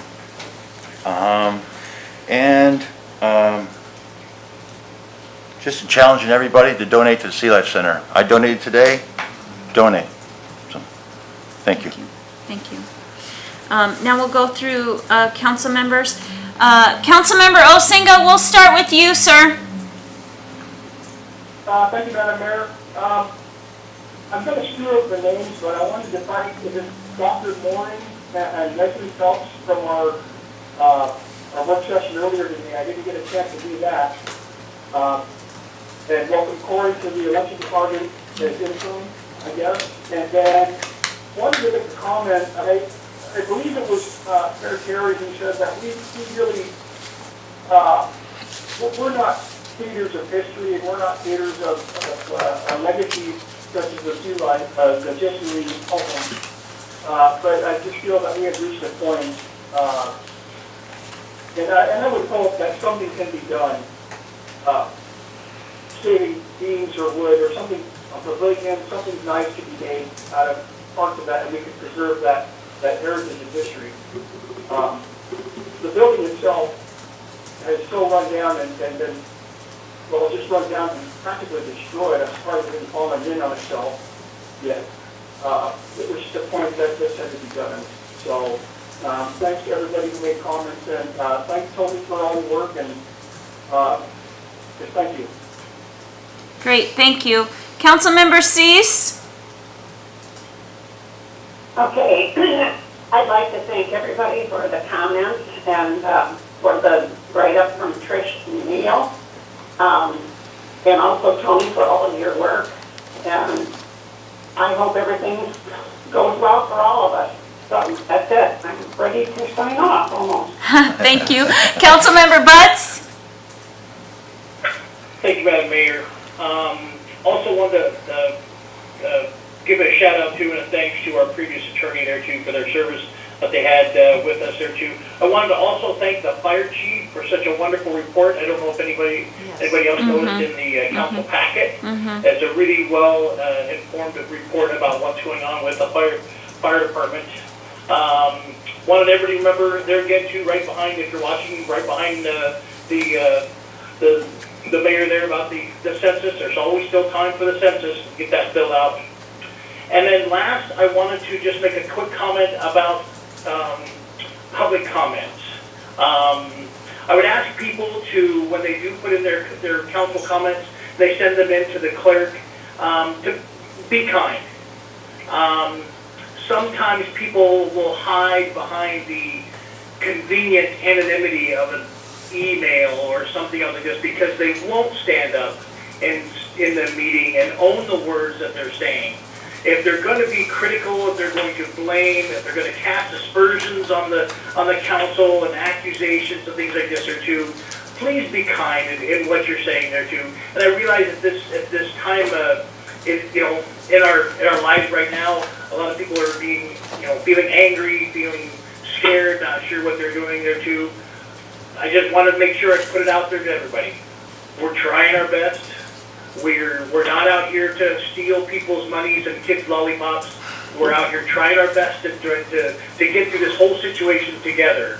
And if you have anything that you really want to say to a city council member, you do want to own your own words, 491-1049. That's my phone number. Call me and we can talk about it. That's all I have. Thank you, sir. Councilmember Buckland? I want to thank everyone for all of their hard work, for administration. Thank you for Norm for coming prepared today.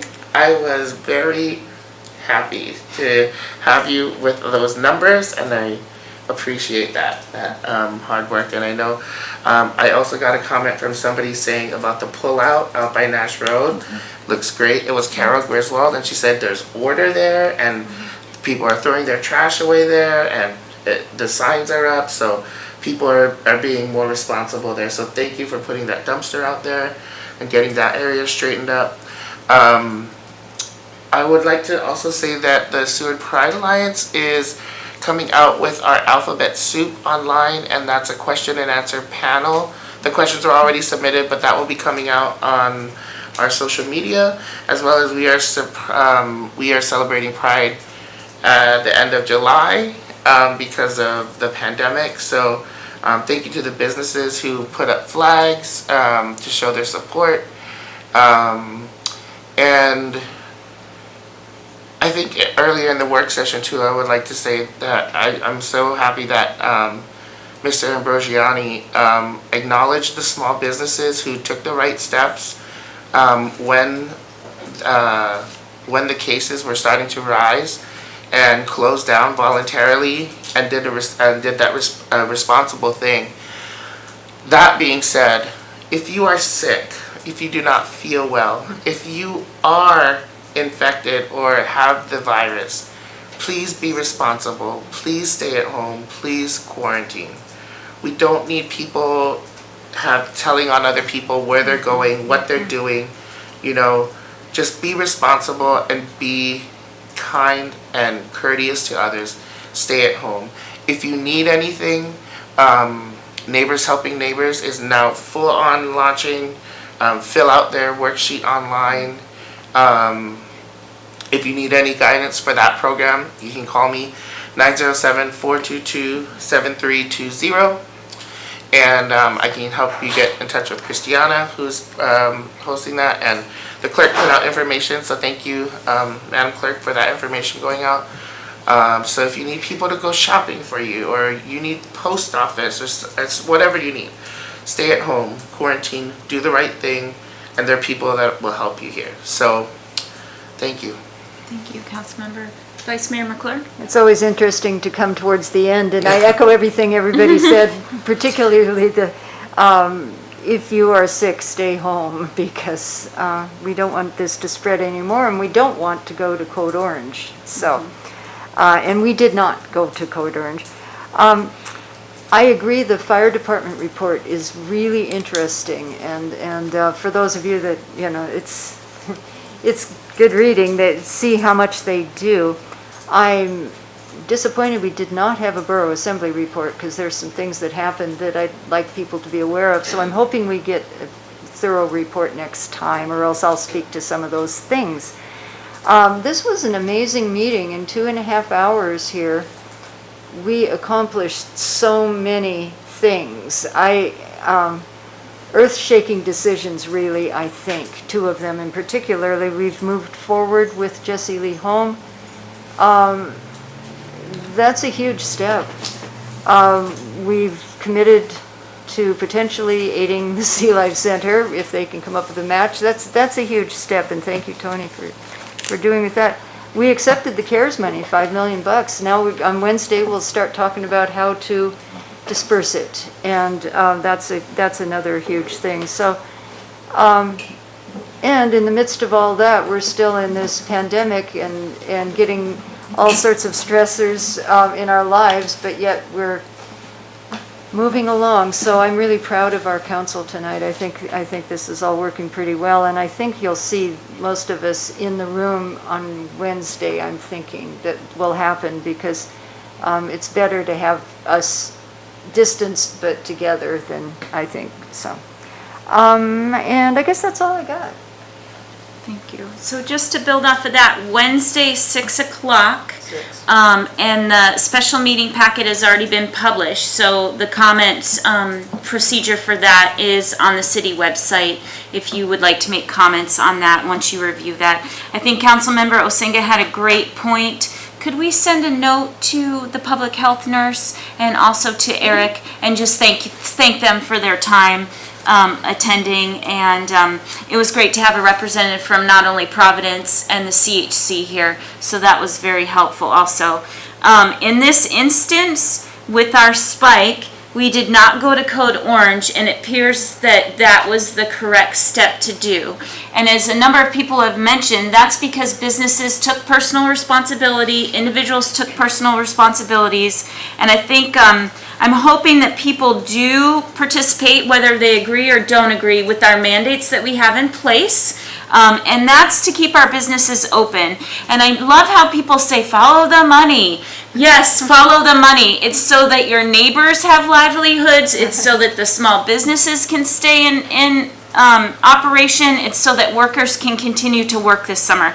So I just echo everyone's requests for personal responsibility. It was nice to hear Mayor Squire's voice on the phone, and I appreciate everyone's hard work. I know that votes are not easy, but sometimes the hard decisions have to be made after a long time. So with that, I will adjourn the meeting.